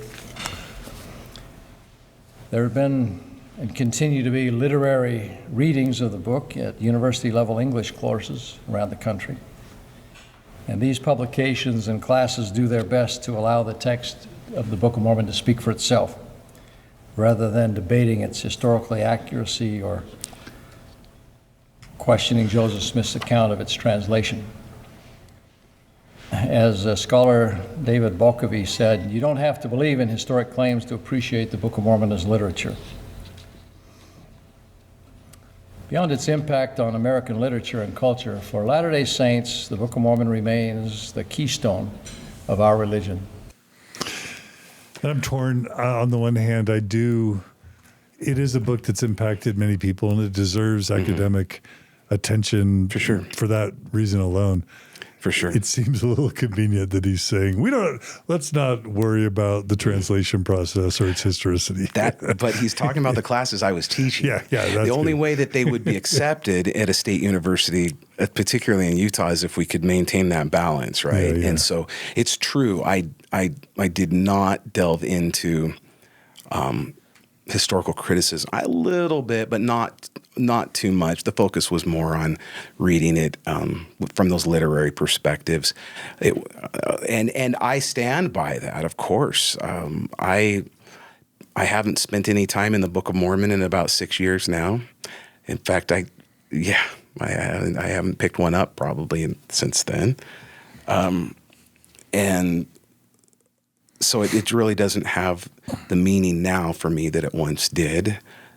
But I still, even as we jump into this next segment, I think it's profound and lovely the way that the Book of Mormon incorporates the Book of Isaiah. It's just incredible. It's a really amazing book that Joseph Smith created. Yeah, it has its problems, right? I mean, racism and things like that. It has its problems. I hope that Latter-day Saints who believe in it will not skirt those things under the rug, but learn from them and accept them. They are there, and then use that as a way to improve their spirituality through the book. I think that's possible. I love it. Margaret's reminding me that maybe we want to have you go out on playing a song. But how would you feel about that? I would love that. Yeah, Can we do that? That'd be fun we to are. But share. before we Thank do, you. we're gonna let's just show the book and tell them about the book and your chapters in the book, just as a preview for tomorrow. Sure. And then we're gonna end with we're gonna go out on David singing a song for us. What a treat! Oh, you're kind. I can't say it's gonna be good, but I'll have fun sharing. All right, what's this book? Okay, so this book, Latter-day Saints in the Bible, is one that came out recently through the University of Utah Academic Press. It's a wonderful book. It's got each chapter is written by a Mormon scholar. Most of them are connected with BYU, so you'll see names in there that are, if people are familiar with that type of writing those literatures, they'll see those names appear, but I was given the opportunity or invitation to write the chapters on the Pentateuch, as we shared, and then the prophetic literature. We'll draw upon a little bit of that prophetic literature article, I think, as we talk about Isaiah, because some of the things there are very important to share. And that book, I wrote the articles years ago. The book was originally going to be published by Oxford University Press, and then I don't know what happened, and then contracts and things like that. It's book publishing is a strange business, but anyway, it was picked up then by another academic press, and came out, and I reread those articles, and I'm proud of the work. I'm proud to appear in there with those LDS scholars. I stand by what was written there. It's quite nice to be a part of that. But I wouldn't do it again. Yeah. All right. Well, the photo of it's up there. I think the formal title is The Bible and the Latter-day Saint Tradition. Is that right? Yeah. Mm-hmm. And I think Taylor Petrie is the editor, right? It's edited by two of my, that's why I'm in there, two of my very good friends, Taylor Petrie and Corey Crawford are two of the great editors there, and they both are outstanding religious Bible scholars. Okay.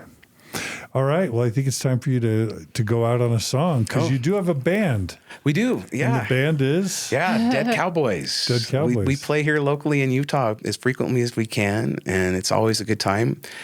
People are always welcome to come on out with us. And where do you normally play? We play. We'll play at places like Piper Down or Ice House and places around Salt Lake. Our next show will be at that Ice House venue.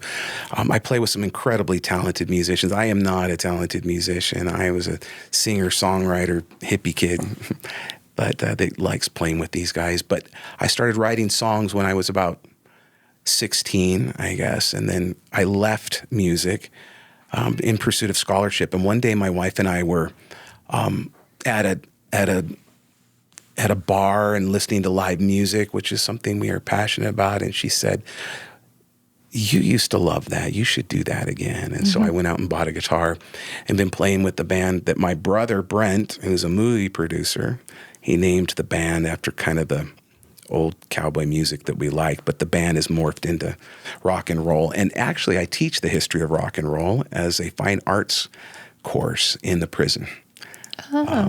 Yeah, so I went from Bible scholar to Jack Black in the School of Rock.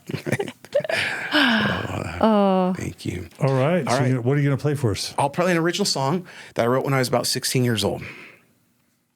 And it's called? It's about a trip that it was inspired. We would go down into Mexico a lot and do little surfing trips and things with my friends. And going across the border was always very difficult because we would see the poverty that was there, and that bothered me a lot. And I went home one day afterwards and wrote a song about that poverty. Anyway, it was I don't know. I've always been concerned about those sorts of issues. So it became a song, and we recorded it and released it. Our songs, my original songs, are streaming online with this band. It's kind of fun to come back to a passion. So you can go to Spotify and look up Dead Cowboys. So we'll have Julia list Dead Cowboys, and you'll see a lot of these songs. So in a way, we're connecting with your 16-year-old self. Yeah, I'm coming back to exactly. I'm becoming more and more. I love who that. I always was. I've been on this journey where I was going, and then I took this long road of scholarship and Bible things, and come back to where I should always felt comfortable, I guess. All right, and the song's called? This song is called Nickels and Dimes. All right, so this is David Bokovoy playing Nickels and Dimes to close today's episode.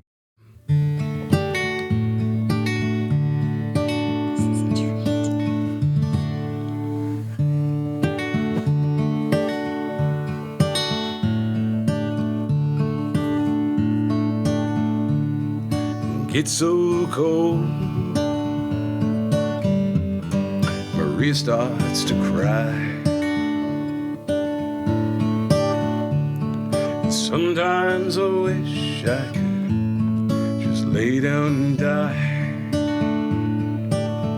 Yet I know she needs me.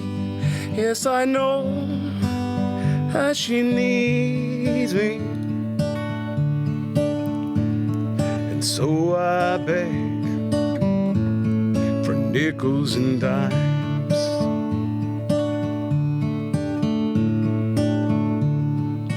Dirty corner,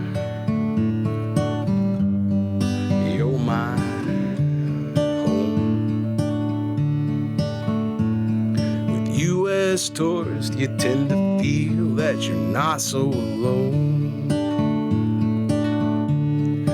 Hold my cup to you, and you just walk on by. If I'm lucky, then I'll get your nickels and dimes.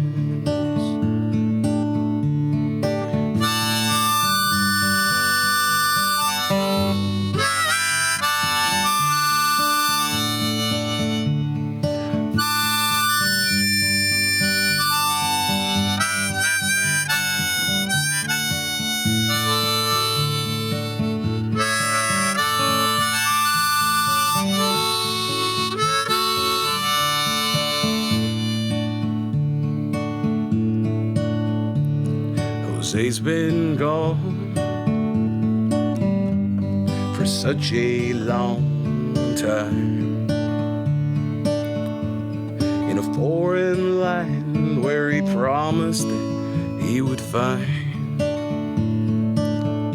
And maybe there's some way he could find it somehow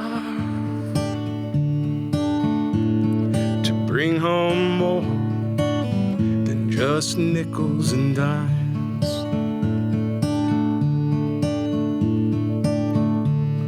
But it gets so cold, and Maria starts to cry.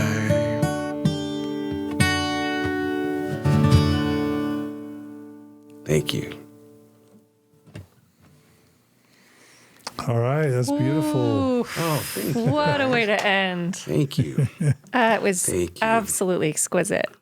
Wow, that was beautiful. Huh, Margie? All the feels for that. Yeah. Oh, you guys are so sweet. Thank you. Wow. Thank you. Yeah. It's tough to see all that poverty on the border, and it left an imprint for sure in my life.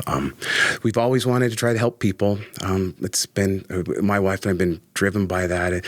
It's been difficult, as we've talked about, to try to figure out what to do leading the new life and the financial things that have happened. But we've been building our own business together in real estate, and it's been an exciting project to work on with her as an equal. Yes, that's so Yeah. exciting. So, tell us just quickly. Tell us about it. So she has become an agent. She was an agent in Boston, and she's now working as an agent here in Utah. So residential, buying and selling commercial. homes? So I throw And that commercial. out there. Okay. If anyone wants to, is interested in investments in that area, or if they want to, if they just want to work with someone that they feel cares and is compassionate, is concerned, she is absolutely that person, and they can just reach out to us on Facebook or social media. And we love working with people in the community to help them in that area, because it is so important to have some place to live and feel comfortable. So That's right. we're available for that, and it's been exciting. I love partnering with her as an equal in that. So thanks for letting me do that shout out to her and what we're doing. So on Facebook, it's Carolyn Bokovoy? Yeah. Mm-hmm. Okay. Bokovoy. That's correct. You'll be okay, O-V-O-Y. And is that what I said? No, you'll be okay. Oh. O-V-O-Y. It's a terrible dad joke that my dad would tell. I don't know about there. All right. And please come right back for part, I don't know if it's 3 or 4 with David Bokovoy, because we're going to talk about Isaiah and the Book of Mormon and Mormonism. And there's no one, I think, alive maybe that could talk to this better than Dave Bokovoy. So come back for that. And that's how we'll close out David Bokovoy Week. Thanks for joining us. Thank you. For David Bokovoy Week on Mormon Stories. Thanks, David, for being here. You guys are sweet. And Margie, thanks for joining as always. Absolutely. Yes. All right. We'll see you all next time. Come on right back. Be good to each other. Be kind to each other. We'll see you all again soon on another episode of Mormon Stories Podcast. Take care.